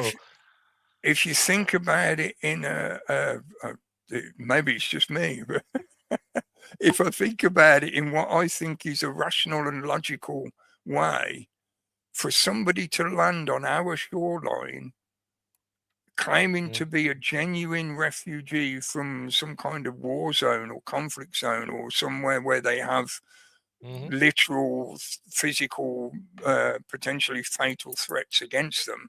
It might not necessarily be a war zone, but there might be something about their situation that means they're under threat of extermination. Yeah. Where the fuck would they be coming from? The only places I can think of that fit those categories are in Africa, at least. So you're claiming they travelled in a dinghy all the way from Africa to get to our coast. That would make them legitimate refugees. But none of them do that, do they? Because that's fucking idiotic. It's not only idiotic, it's probably impossible to get that far in one of those dinghies. No, they go off the coast of North Africa, right? They do the same thing. They go on a little dinghy, and then they get picked up by the Italians and the Spanish and whatever NGOs over there, and German and Greek. And they bring them over to Greece and Italy and Spain, and then they get into mainland. And from mainland, they move into, wherever. And now that Spain has given like 500,000 of them legal status, they're not going to stay in Spain, probably. Isn't it something move like all a over million? Europe now. There's a million It's plus half that a have actually million. applied. No, I know he said he said they were going to give 500,000 citizenship, but more than 1 million have actually applied for it. Probably, must be. Because Germany is dealing with close to 5 million now, I think. Yeah, fucking hell. So, well, that's where they end up, right? Germany, Sweden, England, Holland. The core of the most what is attractive Europe, countries. Yeah. Where you can get the easiest way to get your papers or money. Yeah. Either or, right? So yeah, Maybe it's just me, but I get the I impression. understand those guys, but yeah, I got get a the small clip from impression Gay Boy News. that Footage somebody on is your trying to screens now disrupt our of that nation. so-called mega There dinghy, it is. a Mega dinghy! record-breaking, monstrous mega dinghy. It reached the Look at the UK size of carrying my an dinghy. astonishing 165 illegal immigrants, 65. smashing the Although it's more record. than The previous record, Mark Warren tells me, You ordered those is on Temu? 128. Arrived here on July the 12th, not so long ago. But this is the new record. 165 people that's crammed almost onto like that they're- single Yeah, that's weeks ago. That's almost like those giant banana things that migrant they have on boat. there. It launched from the Bay of Somme on the When French you go coast to a at just seaside after 6 holiday, you a.m. can this ride morning. Look around at the on the sides of giant that banana. there, tethered to the side of a border force vessel being wrenched ashore for inspection. And look at It's that. mega When dinghy, you see everyone, people look. standing Look, against it mega there on your dinghy. screens, viewers and listeners. Mega The people are This is what you got to, Gay Boy News. it made a really good visual image, which is why I made a note of it in my notes, talking about the kind of visual effect, the visual cues. Because a lot of the, I haven't, and I'm not sure, I maybe should have said this right at the start, if people have been listening, waiting for me to give a list of what were the cues or clues that were indicating it was a coup. That's not what I'm going to do. Man, all of that rhymed. I should have written it down. But that wasn't my intention. The idea being was just to get you thinking about, it has been somewhat of an obvious coup when you think about it. Maybe you didn't register the cues or the clues as we were running up to the situation, but now that it's actually happened and you've seen the way they're playing it out, isn't it pretty obvious that this has been an absolute coup? Yeah, a bloodless coup, as it could be called, but it's not as if there was ever, any kind of potential conflict in that sense.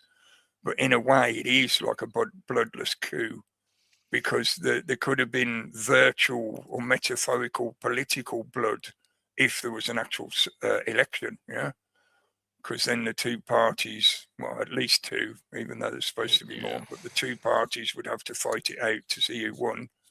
So you'd It have feels that like that's a thing of the metaphorical. past, right? Like voting and the corporatism doesn't work that way anymore. Now what you get is the corporate face, and Burnham is the face of the corporation.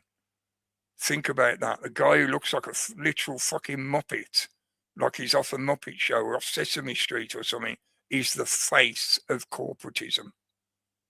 yeah. Should I play that clip of George Carlin? When he says, like, when the fascism returns, it won't be with jackboots. It will be smiley face, happy, happy, smiley face. That's Andy Burnham. Yeah, he's like the smiley face meme of And the the fascist audience is takeover. like, ha, that's funny. All the politicians clapping him like seagulls. When have you seen that happen before? Did you see the crowd of people they had to clap goodbye to Starmer when he gave his little tearful speech outside number 10? And the whole number 10 road, the whole Downing Street road was packed with people all giving the golf clap. Yeah, I like think clapping Burnham fucking is seals. supposed to attract the young audience that they opened The up, like the millennial generation. 16-year-olds. Yeah, and definitely. But I don't think the 16-year-olds are gonna stand in fucking line to vote with a passport They've already and been a thingy. They've already been the memeing the lefties, fuck out right? of him. Yeah. The lefties will, because they can mobilize their children to, sit on the highway and protest all kinds of bullshit. So they can rally their youth, but the right won't, right? The right's not gonna fucking. There's much We more. are telling our concerning children things, like politics is bullshit, everything is a lie. Yeah, that's what I was going to say. There's much more. Voting is pointless. So Yeah. so that's how There's the more left is going to valuable win and useful again, things. or the Greens or whatever, right? But yeah, Again, we're back to that difference between collective and individual. I think that's why Burnham is there, because he's Classic. I He's think very cis. it still holds true that if if your ideology is more on the left side of the political spectrum, then you're going to be focused more on collective principles or things that operate in a collective power-based manner. Whereas if you're on the right of the political spectrum, you tend to operate more in an individualistic respect, and people have to decide individually. And you may be able to work together as a group, but every individual within the group matters just as much as all the others. That's not the same as collectivism. Yeah, there is a difference between the collective power as it's seen in like communism or socialism, and the collective power that emanates under the fasci or the fascist principle. Right? There's still collective methods of operating, but the fascist relies more on the potency of every individual within the group. Not that the thing becomes potent because it has multiple participants, like a hydra. Yeah, the only reason the hydra is powerful is because it's got multiple heads. So if one gets taken out, another one just fills that spot. Yeah, that's that collective principle of the left ideologically. Yeah, usually in a political science sense, but again, I think we've got to a stage go for the heart. No, this is why I think That's how they're they kill the hydra, fixated isn't it? on. Like, Yeah, they're fixated on image. Andy Burnham is all about image. From what I've heard, Yeah. I don't live there. Yeah, I don't live in Manchester, but I know a few people that do, and I've seen quite a lot of media over the last however many years coming out of Manchester, because there's quite a few podcasters and talking heads who like to go to Manchester because they can get good content in Manchester. Yeah? Simply because of some of the shit that happens, especially around the town centre. You know, the state of the town centre there at the moment, like most of the inner cities, most of the big cities have all got the same kind of problems. Maybe not on the scale the same in every city, but certainly it's the same kind of problems that are taking place. So I'm somewhat aware of how the situation has played out in Manchester.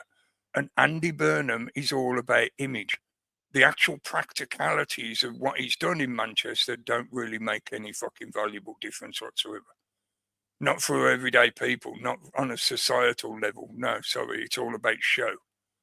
Yeah, it's all about presenting the image of something looking like it's good for everyone, whereas really there's always somebody that loses out, because their left-leaning ideological principles are based on a need for there to be a majority and a minority.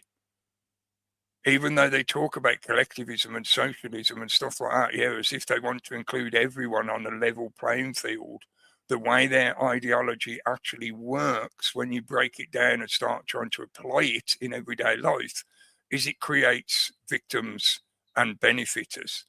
Yeah, or beneficiaries, I should say, if I use my English proper. Yeah, so there's always a differential that is gauged between a majority and a minority, and their power manipulations in a political sense, the way they manipulate the levers of political power is by pushing those minorities against the majority. Yeah, that differential between those two factors is what generates their political power. So they need there to be somebody that loses out. There has to be. There always has to be someone that loses out. You cannot have a double plus gain under the majority of left-leaning ideological approaches. Yeah, that's just the way it's played out over however many fucking decades now. It's been the same. I should say hundreds of years, really, because the principles were somewhat the same under feudalism. Yeah, it's the same kind of process between the majority in that respect. Then was more to do with power rather than actual numbers of people. So the majority of the power was held by fewer people, the lords and the aristocracy and whatever. But the way power was manipulated and used was under the same kind of principle, that differential between those that don't have and those that do. I just find it funny that the left, or especially with the LGBTQ, it's very obvious, like LGBTQ plus QQ. You have to add all kinds of shit now, because it turns out everybody is somehow a minority in some way or shape or form. Yeah. Right? Or disability, or has issues, or is being oppressed, or, daddy you issues, too can have or a label. I've been abused too. I'm a victim. Everybody's a fucking victim of something. Oh, well, the weather was bad today. Well, I'm a victim. I was a victim of the sun today. exactly. So and that So The sun it's is a a giant bully. it's a snake that is eating his own fucking tail at a exceptional rate at this point. Like, Yeah. because you cannot.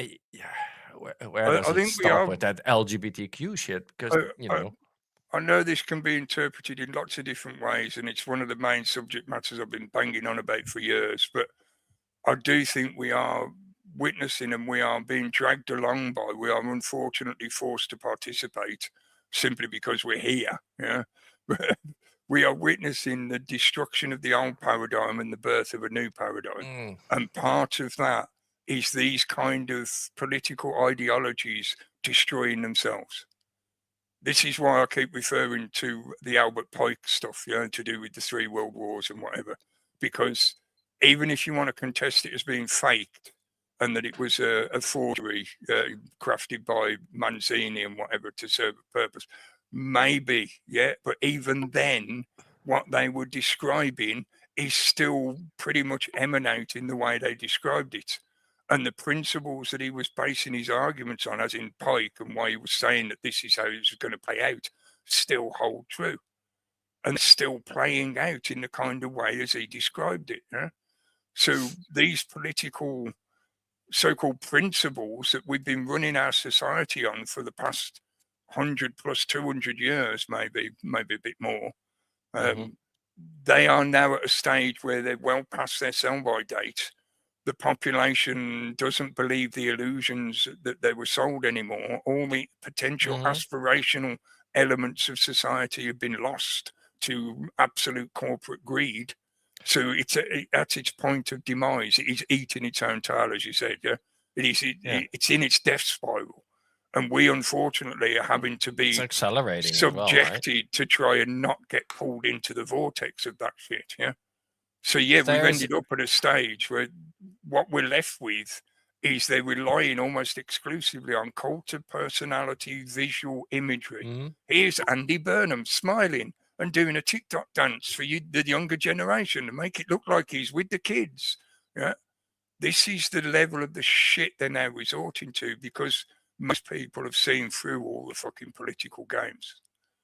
Sorry, mate. Well, that's how he sells his popularity now, through TikTok and Instagram and media those channels, not X, because on X he gets community noted. He gets taught to pieces. Yeah, probably. Very much. Right. So so in the blue sky, of course. But I think you have a generation now that has lived through Greta Thunberg, right? And Greta Thunberg dropped the fucking climate agenda as soon as Israel started dropping bombs on Gaza, which is a coastal area, by the way, which is kind of ironic too. And they rely on fishing. Well, they used to anyway. Yeah, but how can you rhyme one with the other, right? So and these kids are seeing that, like, okay, wait a minute, Greta. Well, what are you doing? I understand that you're against the genocide, but isn't the whole world dying? Cooking, boiling, sinking, right? Expanding. That's what she's been selling us for fucking 10 years. Yeah. Pretty much. Hello in the chat, Michael. And now she's humanitarian aid worker. No, she's just a sort of general. Now I'm supposed to be on her side because she's against genocide, so I cannot disagree on that. So that's a tough one. But yeah. She's going there. I'm not. That could be another separate conversation about the way that some of the directions of propaganda is going now, like that. Yeah. And as we said many times, this is part of the plan in terms of creating global destabilization. And this is why I know I've said it, many other people have said it before. The nation state of Israel was never meant to survive because it's meant for this purpose. The whole reason they decided to allow it to be created in the first place is so that they could use it. Instigate World War III. To begin the explosion, basically. So therefore, it's like the fuse that sets off the dynamite. The fuse obviously always gets consumed. The fuse never fucking survives. So It's I'm like a even fox more in a hen so. house, right? It's Yeah. the fox in the hen house. Yeah, I'm that even thing. more so to that inclination now than I was a few years ago. You know, the actions that they're taking, eventually the other side of the planetary conflict resolution is going to kick in. Yeah. So at the moment they're getting away with quite a lot, and it seems like they're somewhat unassailable. But that is the way a tyranny usually plays out when it first grows. It goes around stomping on everything that it never liked, that it sees as a threat, and it tries to establish itself as the dominant power. And that works for a short period of time, and then the real resistance kicks in. Yeah, because at the moment there is no real resistance against what they're doing, is there? So they're like a violent bully on your street. They're being allowed to go up and down the street, kicking everyone's door in. But at some point, the people in the street are going to have had enough, and they'll come and deal with the bully. You know, usually for a £50 fee, you can get them kneecapped. No problem, mate. That's how it That's used the to way be. it used to Oh, work yeah, on the yeah. estates. Yeah. Yeah. If you had somebody who was a complete cunt in the community and everybody fucking hated them, they'd usually get a right kick in and get pushed out the estate. You know, like a bad turd. But, If you're a hillbilly, $1. just the price of the shells. Yeah. $1. Come That's kill some it. expensive buckshot, boy. Yeah. But to bring it back to Burnham, just to sort of make the point about the visual element, which is why I wanted to talk about that virtual cues of a coup or for a coup. This idea of him setting up number 10 in the north, this is another one of these. It seems like a good idea on the surface. It's something that people feel, or can, some people can anyway, feel excited about, as if they're going to be getting some kind of major change happening. You know, something is being done that's going to bring the power out of the centralized environment of number 10 Downing Street, which is just idiotic in the first place on itself. But this is, as I say, meant to be something that makes people feel good, like something is being done that they can see something happening. Yeah, something visual is taking place. This idea of him setting up a number 10 in Manchester. Change. Yeah, change you could believe in. And change you hope. could afford. Yeah. But they, right from the start, it was a joke in the sense of he decided to pick an office building in Manchester to be the home for this number 10 idea. Yeah? It just so happened to be the headquarters of GCHQ in Manchester. So in other words, it's a building that already has all the security requirements and stuff like that, right? So in one respect, you could ask the question of, is this actually for military strategic reasons? Because militarily, you never have all your eggs in one basket. That's dumb. Yeah. And if we are going to be attacked by Russia, then it's certainly sensible to have more than one place where the continuity of government can be handed over if necessary. So if the headquarters in London is taken out with a nuke, then they can just, carry on running the country from Manchester now because we've got this new number 10 set up. Yeah. So partly, could this be a military strategy reasoning why he's doing it? But it's presented to the public very much of like, he's bringing the power from London up to the people up north, yeah? Because that's always been a divide. Remember what I said earlier about majority and minority and that differential power generator? Part of the way, hi, Spanish. Oi, oi, oi, oi, oi, oi. Heron House? Yeah. Heron House. Yeah.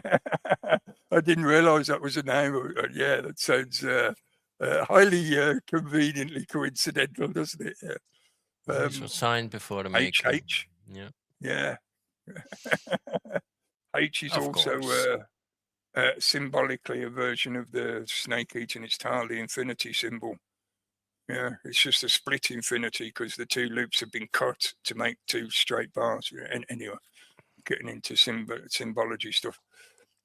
But they made this idea of setting up a second power center is being shown visually to the public as if this, Andy, the king of the north, the king of Manchester, is bringing the power out of Downing Street and carrying it in his special little power container suitcase, which only he can carry because it's special like that. It's magical. It's tuned to him. Only he can put the power in there. It's like the Ark of the Covenant, yeah?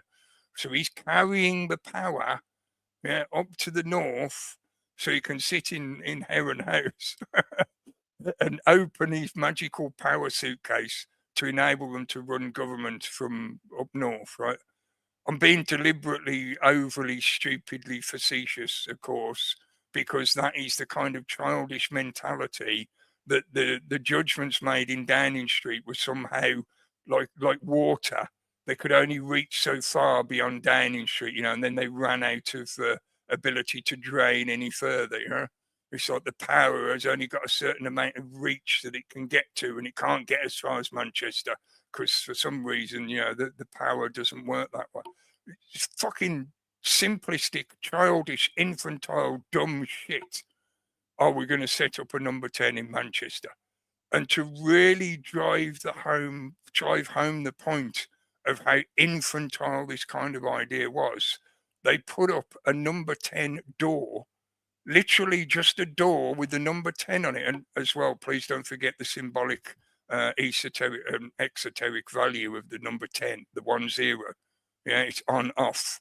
There's a reason it's number 10 Downing Street. And yeah, anyway, that's another element to it. Yeah.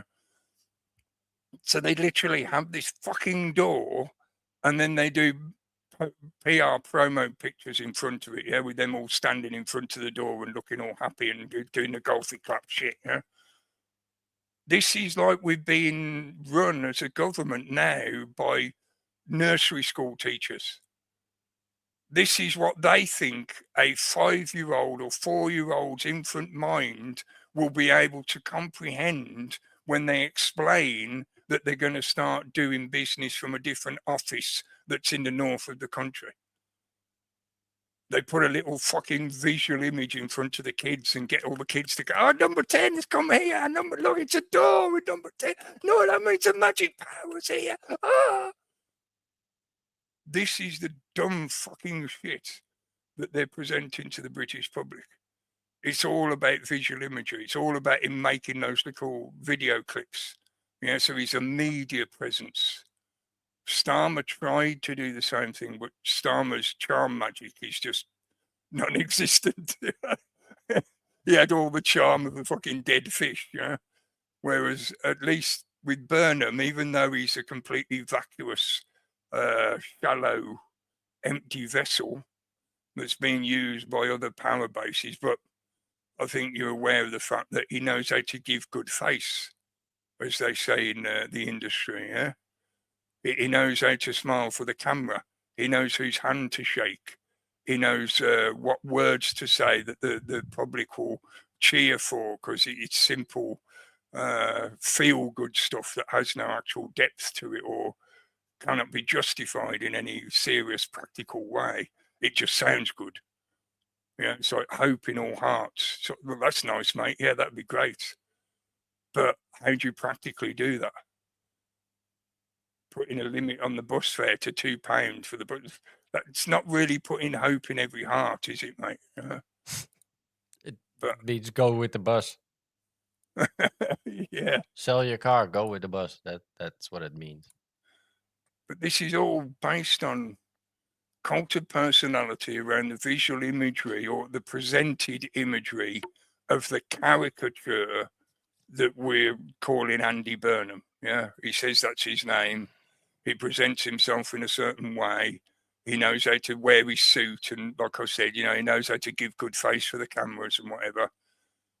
But he keeps trying to sell this point based on this idea of moving number 10 to the north, that they're going to have some level of devolution. Again, this brings up that question of, well, are you talking about dividing England now into north and south? Not only are you exploiting the divisions between the four kingdoms, as it would be called, you know, you've got Northern Ireland is supposed to be part of our kingdom, but certainly, you know, shouldn't be there in the first place, in my opinion. You know, maybe it's just me. But Scotland and Wales, you know, you've got that constant level of friction. Yeah, and we've had this game played on us for the last, what's it been, 2 decades, about this so-called idea of devolution. That just makes every single bus journey cost £2. Yeah. What if it was only £1.50 before? Yeah. Yep. That's how they're doing the money magic. Yeah. For the ones that were paying £3, now they only pay £2, but the people who are only paying £1 now have to pay £2 as well. So, Yeah, what but you, now what you you take can away go. from one comes from somewhere else. Now you can go around London and then go to your local bakery. Yeah. Like do a 300-mile trip for £2 and go to your local bakery, right? So yeah. I remember ages way back in the day when they introduced a £2 bus fare in Birmingham, and I travelled all over the place in Birmingham by just randomly Exactly. getting on buses for 2 pence, Yeah. just to see where they went. Yeah. And Let's my see how far I favourite, can go for £2. yeah, like 2 pence at the time, yeah. Not £2, yeah. But that's gonna Um, happen. That's what's gonna happen. There's a lot For- you know, nobody's gonna fucking, you know. For anyone that knows, in Birmingham, the best one I'd recommend is the number 11. I don't know, it's probably full of fucking crazy violent people now, fuck knows, but that it's one of the buses that does a circular bus route around pretty much all of Birmingham. And back then you it get was a like, free tour. pay 2 pence and you got a tour of Birmingham that you'd last you like a couple of hours. Yeah. So if you wanted to escape from school or play hockey, as the Americans say, be like, just jump on the number 11, 2 pence, sit up the back with your mates, take your lunch with you that you were going to eat in school, and you just eat it on the bus instead. You know, have a day out. Yeah. They were the days. Yeah, cheap bus fare. That's a proper The cheap homeless bus could fare, move Andy. into buses then and just drive around forever. I think some of them did, right? Some of the weirdness you'd encounter on the buses. Yeah. Well, it beats being sitting outside in the cold if it's winter time as well. Yeah. Oh yeah. Definitely get out of the fucking wind and whatever. Yeah. That's just £2, and yeah. But to finish my point, I was going to make about the different countries, the different kingdoms, and the agitation effect. Again, part of the reason why they played that game of devolution, in the same way as the bullshit around Brexit, they pretend to give Scotland and Wales power back in a devolved fashion, and Northern Ireland to a degree, but they're not really giving up control, are they? And this is the point that I think a lot of people either didn't get or don't comprehend about how this system actually operates in this sense. Devolution equals centralisation. Yeah. I'll give a shout out to the UK column because they actually started to figure some of this shit out today and mentioned it. Yeah. And I was like, oh, fucking hell, you actually cottoned on to that now. I'm sure they'd say they knew about it all along, whatever. The point is, in the same way as the global system began in the 1700s, it's why I changed the way I used to talk about the New World Order, because 15, 20 years ago, I used to think the New World Order was something that was coming on the horizon when they got the technology high enough level to have the mass surveillance state, one world technocratic system, all that kind of good stuff, bad stuff, you know what I mean?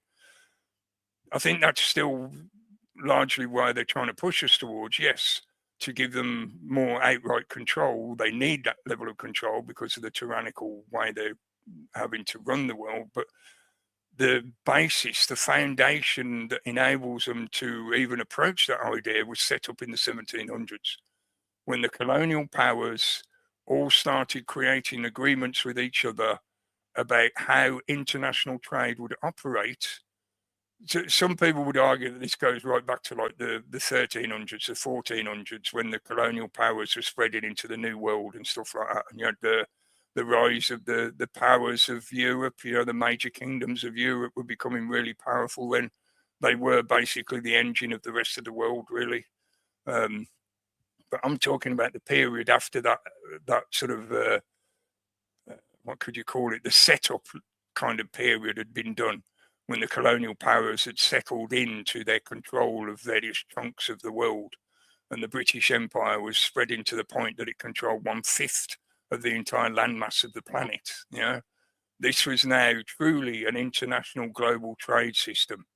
So all those various colonial powers started making agreements with each other about how this system would operate, because all of them wanted a slice of the pie.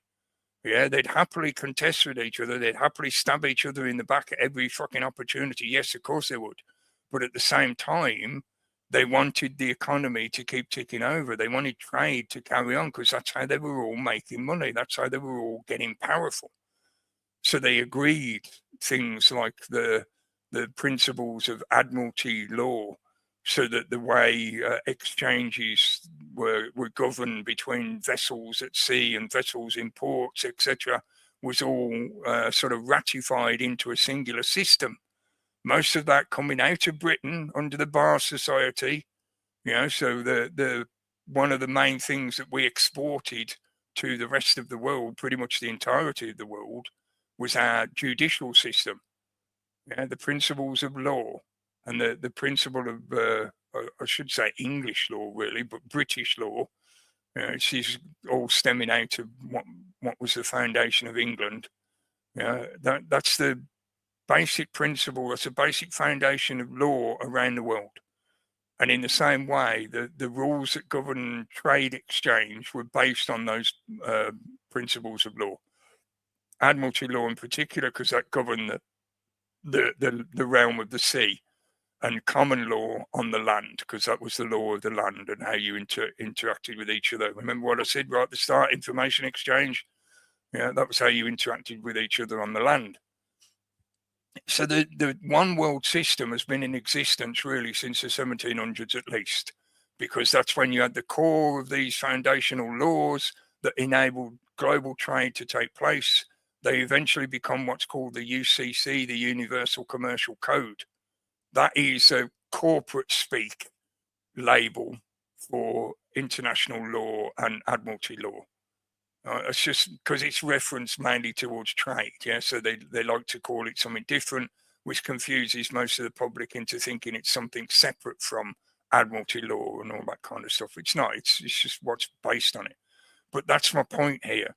This is why devolution equals centralization, because the only reason we had that international trade was because of that agreement on the application and use of a certain system of law. That enabled the international trade to take place. So even though every nation was operating independently, devolved, but they were all operating based on the same set of rules, the same rule book. So that's unification. And what Andy Burnham's talking about is, again, the same trickery. Even though, he might not even understand this himself. I don't know if some of these so-called political experts even understand this themselves. I know that in academia, some of these elements are not really addressed when you study these kind of subjects. What we were talking about earlier about who prints the textbooks and whatever. Look to Murdoch owning the press company that produced almost all the textbooks in the USA and elsewhere. It's shit like that. But that system of having a foundational unified principle that then the so-called independently acting devolved unit can be sat on top of. In the same way as when at the start of the show I was talking about Photoshop, and now everyone refers to image manipulation as Photoshopping. That image has been Photoshopped. This is in a metaphorical sense, this is somewhat similar. You can't have devolution unless you already have a principle of foundational unification, because otherwise the very word and description and meaning of devolution becomes meaningless, because you're not talking about a devolved unit within the already established foundational system. You're talking about a completely new and independent sovereign nation state or sovereign entity that is operating on its own, which means the word devolution doesn't count anymore, does it? You're talking more like a separation of powers in that kind of way. That's not what they're talking about here, is it? And it's not what they did with Scotland and Wales and Northern Ireland. They gave them a watered down, diluted book of powers that they're allowed to exercise, but only as long as they stay within the foundational rule set. So it's like a franchise. You still got to keep selling the shit, but you're allowed to use different toppings on your shit, mate, because you're a separate franchise. You're devolved from the shit sellers. Yeah, the shit sellers are selling shit with just sugar sprinkled on it. Yeah, whereas you can use hundreds and thousands and all the different coloured toppings like you have on an ice cream. You know, whatever you like, mate. You can call your devolved version something else if you want, but you're still operating on the same rule set. So what is he talking about in this respect? What the fuck are they fucking talking about? Are they suggesting that they're going to create another separation between North and South England? So now we're going to have Scotland, Wales, Northern Ireland, and North and South England. So the so-called union has been split up even more. Even though, as I say, largely it's all surface level meaningless shit for show. Because when it comes down to it, they're all operating on the same foundational rule set.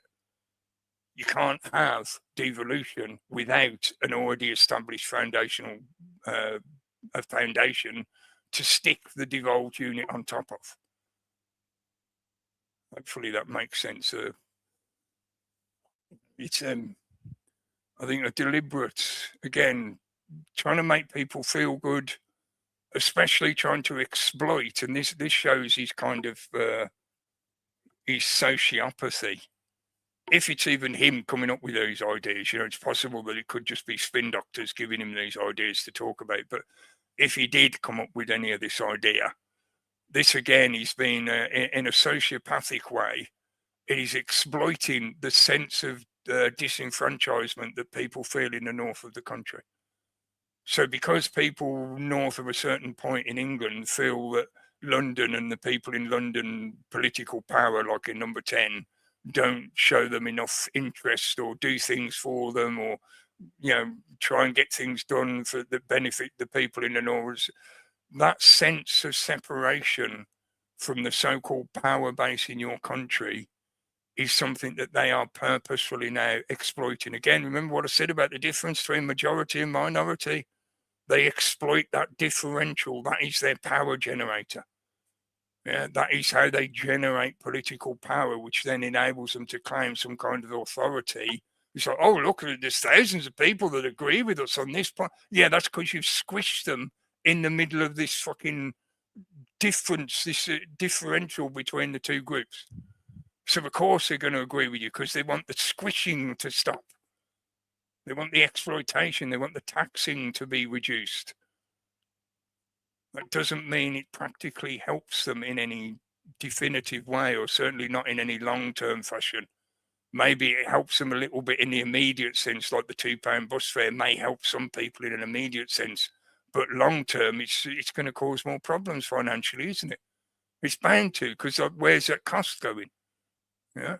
And how are you going to enforce it? You're going to force all these companies to control their prices, which means basically you're not allowing private industry and the so-called free market doesn't really exist. Again, another illusion, but you're manipulating that financial environment.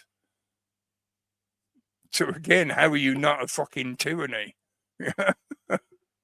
Just because you pretend to be giving people some kind of power, that doesn't mean that's actually what you are actually doing. That's not practically what is happening, what is taking place. This is all just for show. Yeah, hopefully that makes sense.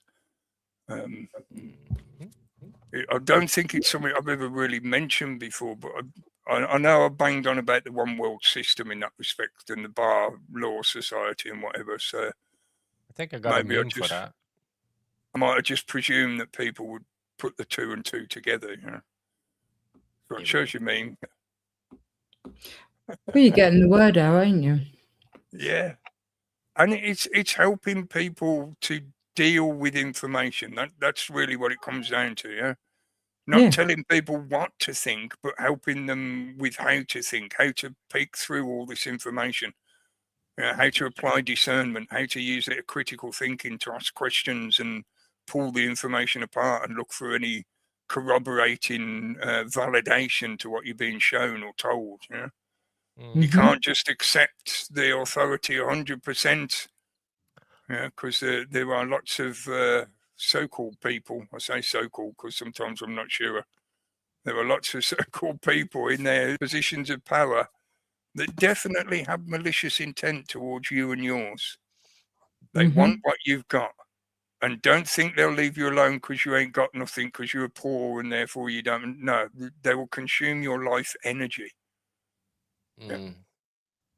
Can I It just comes say down that to the it. saddest thing I seen so far this week is Sam Altman selling wishes. Oh yeah, I did I think got the about clip it. here, Yeah. but it's fucking.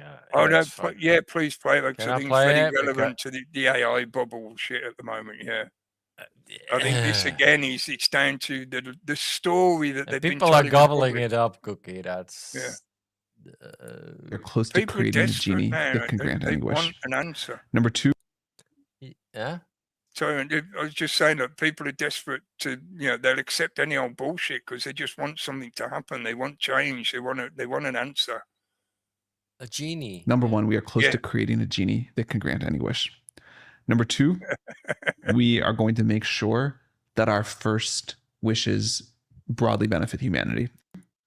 We that's are going to make sure that our first wishes and I like the way broadly he said benefit humanity, he's and that we kind of deciding get what the world to a wishes are place gonna where a get lot more asked. people get to have a lot more wishes. And number 3, How the do you get space more of what you can wish. Well, that you ask the genie. Yeah, for more is this wishes. like tokens, genie tokens? Yeah. Yeah.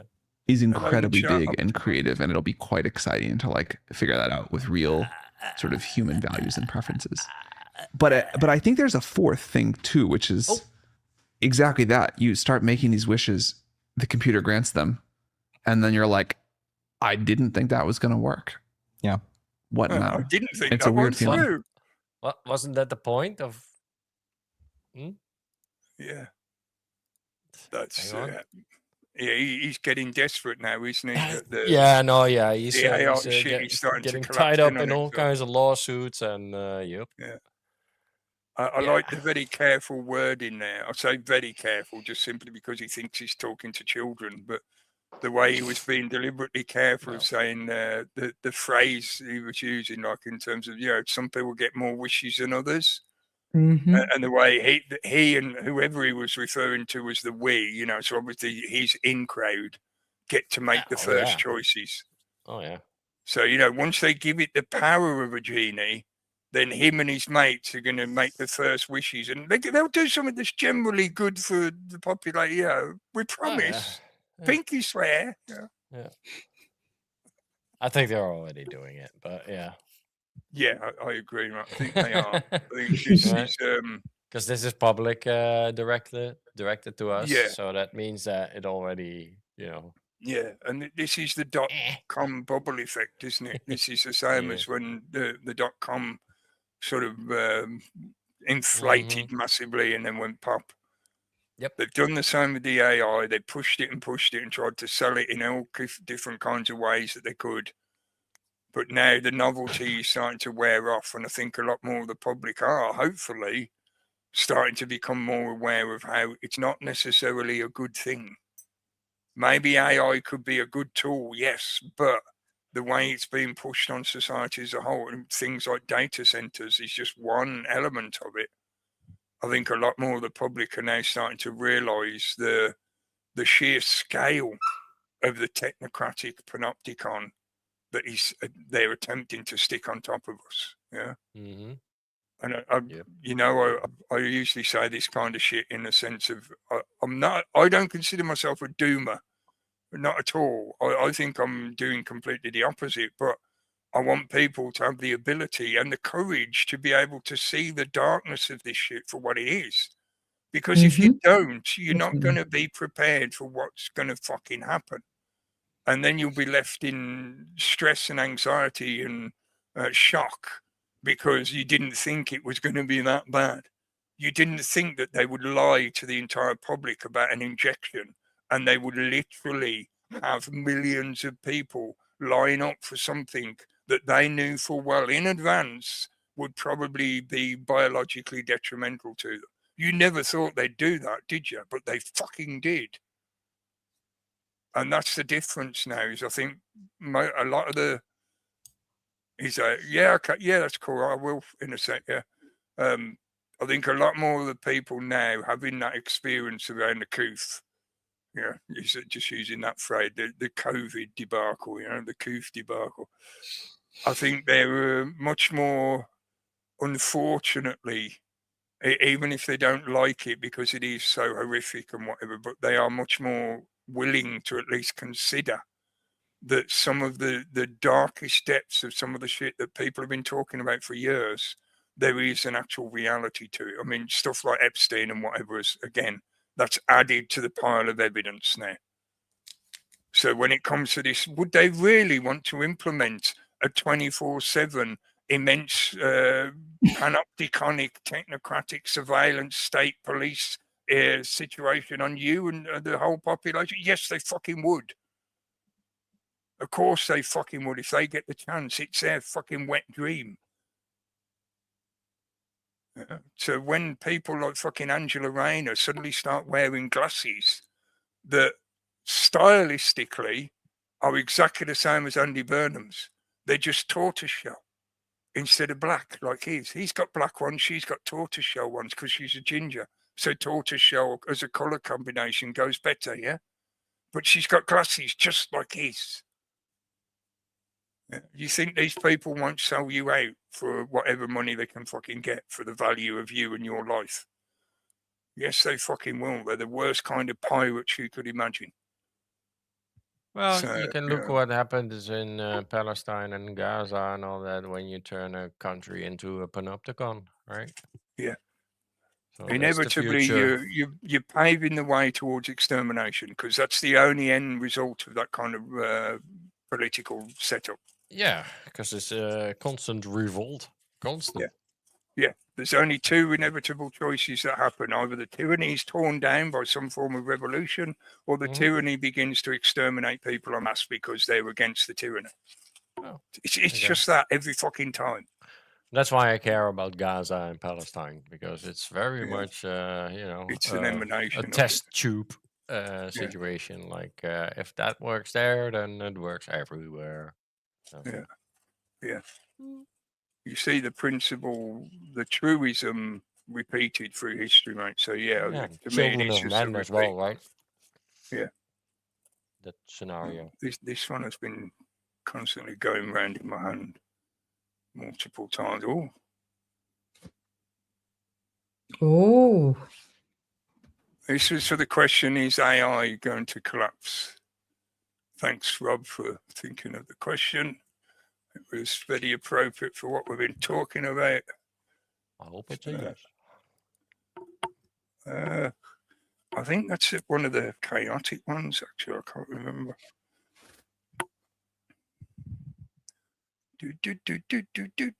Where are you? Oh, right there. The Wellu. I don't think I've drawn that one for ages. Wholeness, life forces, and the sun's energy. Oh, let me know. There you go. Stands for wholeness, that which our nature requires. It embodies the impulse towards self-realization and indicates the path you must follow. Not from ulterior motives, but from the true core of your individuality. So in other words, it's essential to existence. Seeking in wholeness in the spiritual warrior's quest, and that is what you're striving to become. In actuality, what you are by nature already are. So in other words, it's me talking about true fidelity earlier, to return to true fidelity. You must become conscious of your essence and your own personal myth. It's interesting as well, the way it compares to what we were talking about, the Odyssey, and the way they're trying to fuck with mythology. Again, that to me is a way of destabilizing people, both spiritually and psychologically, by removing that lineage, that heritage, that history of mythological tales. We'll call them tales. I was going to say fiction, but that wouldn't be truly accurate because it's more than fiction.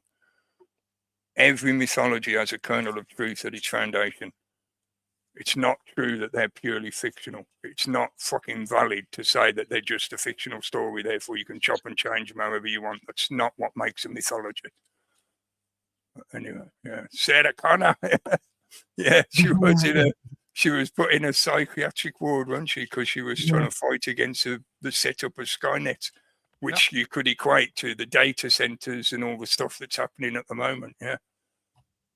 So I would take that as a definite yes, mate. And I would take that as well as an indication. It's interesting as well, the synchronistic connection to us talking about reading and trying to remind people and encourage people to get back into reading the written word and owning physical books and stuff like that. Yeah. That again is, like it says, return to your true essence. Yeah. Reconnecting to the your silver thread, as they call it in the medium world, in the world of mediumship, the silver thread that connects you to the energy of all, the ethereal field. Doesn't matter how much you think you separate from it, doesn't matter how far you feel you've strayed from it, you can never actually sever that connection. It is always there because that's where you emanate from. So it's like an eternal umbilical cord, and it feeds you genuine, real, absolute truth, unadulterated truth, which is why some people find it uncomfortable to consider that kind of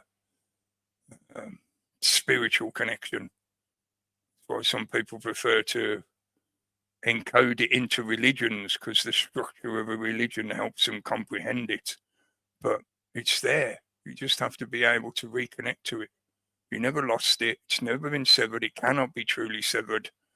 But you can be persuaded to forget about it. You can be influenced to turn away from it and to think that you are separate from it. But that is just a delusion that the system uses to exploit people.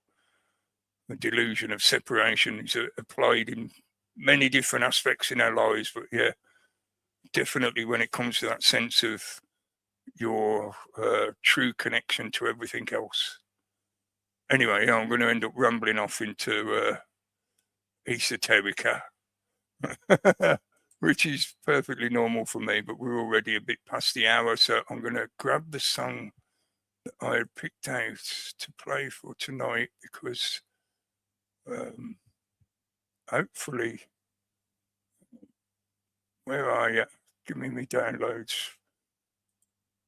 Folder, that one, thank you. Yeah.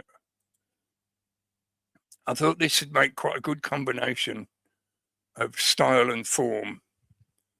I really like what this woman's done with the music stuff, and shows some good musicians backing her up and stuff. But have a look through her channel. You'll see at the end of the video she'll mention her channel and whatever. So you can find it on YouTube easy enough. She's fairly popular. I really like the way she's done this, and I think it makes a good, how can I describe it? It's just good artistic interpretation of works that already exist. It works well for me. I appreciate what she's done and what her and her musicians are doing with this stuff.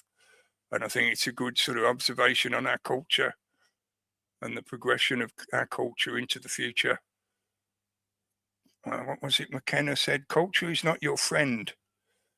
But culture is something you can't get away from, you know.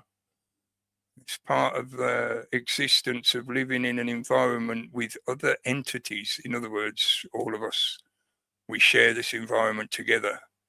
You are not here alone. You do not exist in a vacuum. Yeah. Anyway, we will be back Wednesday. Rob, not Dr. Rob, will be on tomorrow. Rumble exclusive, please remember. It will be a Rumble exclusive because he's doing his music show stuff. So check his links for a Rumble link. Tune in. Give him some requests. If you haven't already, go to his channel and post some requests for the music show. If you've got time to still fit them in. I'm sure he's probably already got a long list of stuff to play. And yeah, we'll be back on Wednesday. Steve Turgoose will be back on Thursday.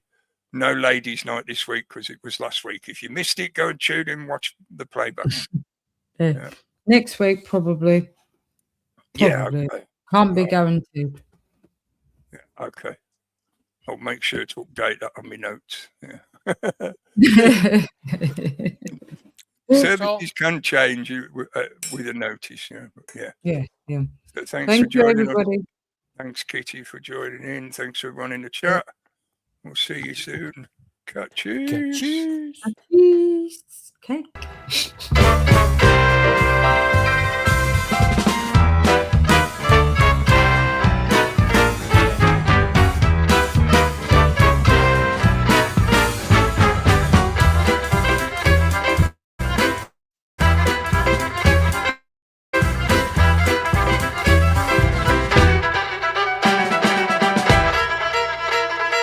And the passion play, crumbling away.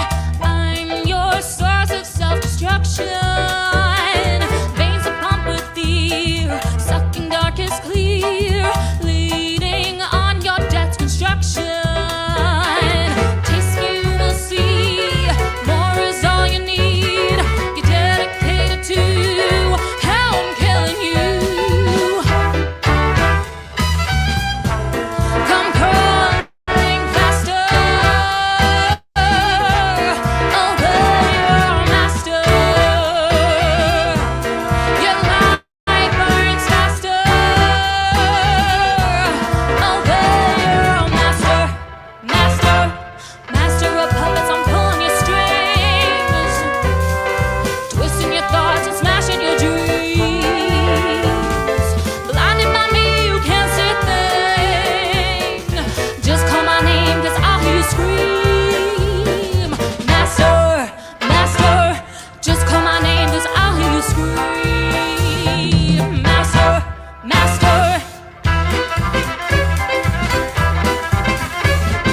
Need to work the way, never you betray. Life of death becoming clearer. Pain monopoly, ritual misery. Chop your breakfast on the mirror. Taste me, you will see.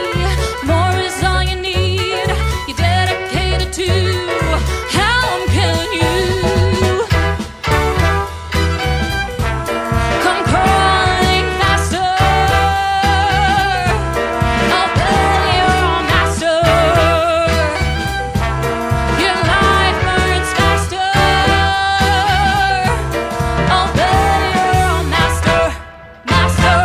Master of puppets, I'm pulling your strings, twisting your thoughts and smashing your dreams. Blinded by me, you can't see a thing. Just call my name, 'cause I'll hear you scream. Master, just call my name, 'cause I'll hear you scream. Master.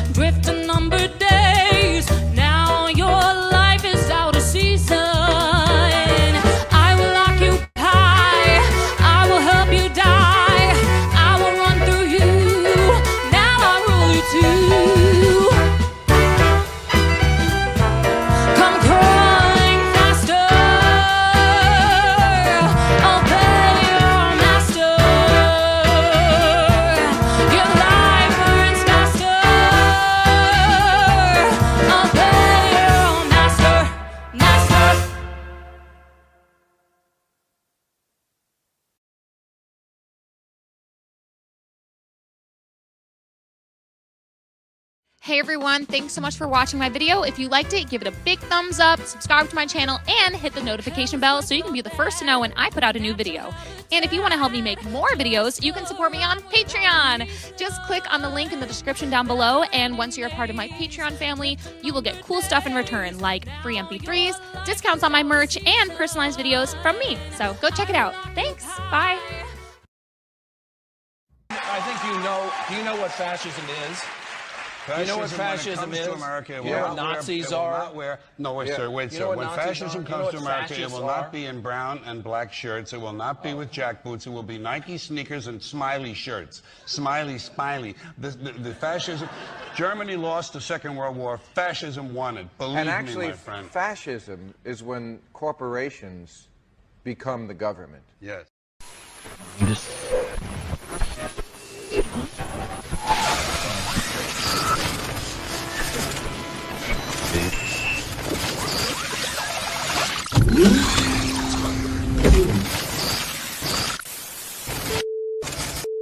Welcome to your awakening. Please take off as your reality is adjusted.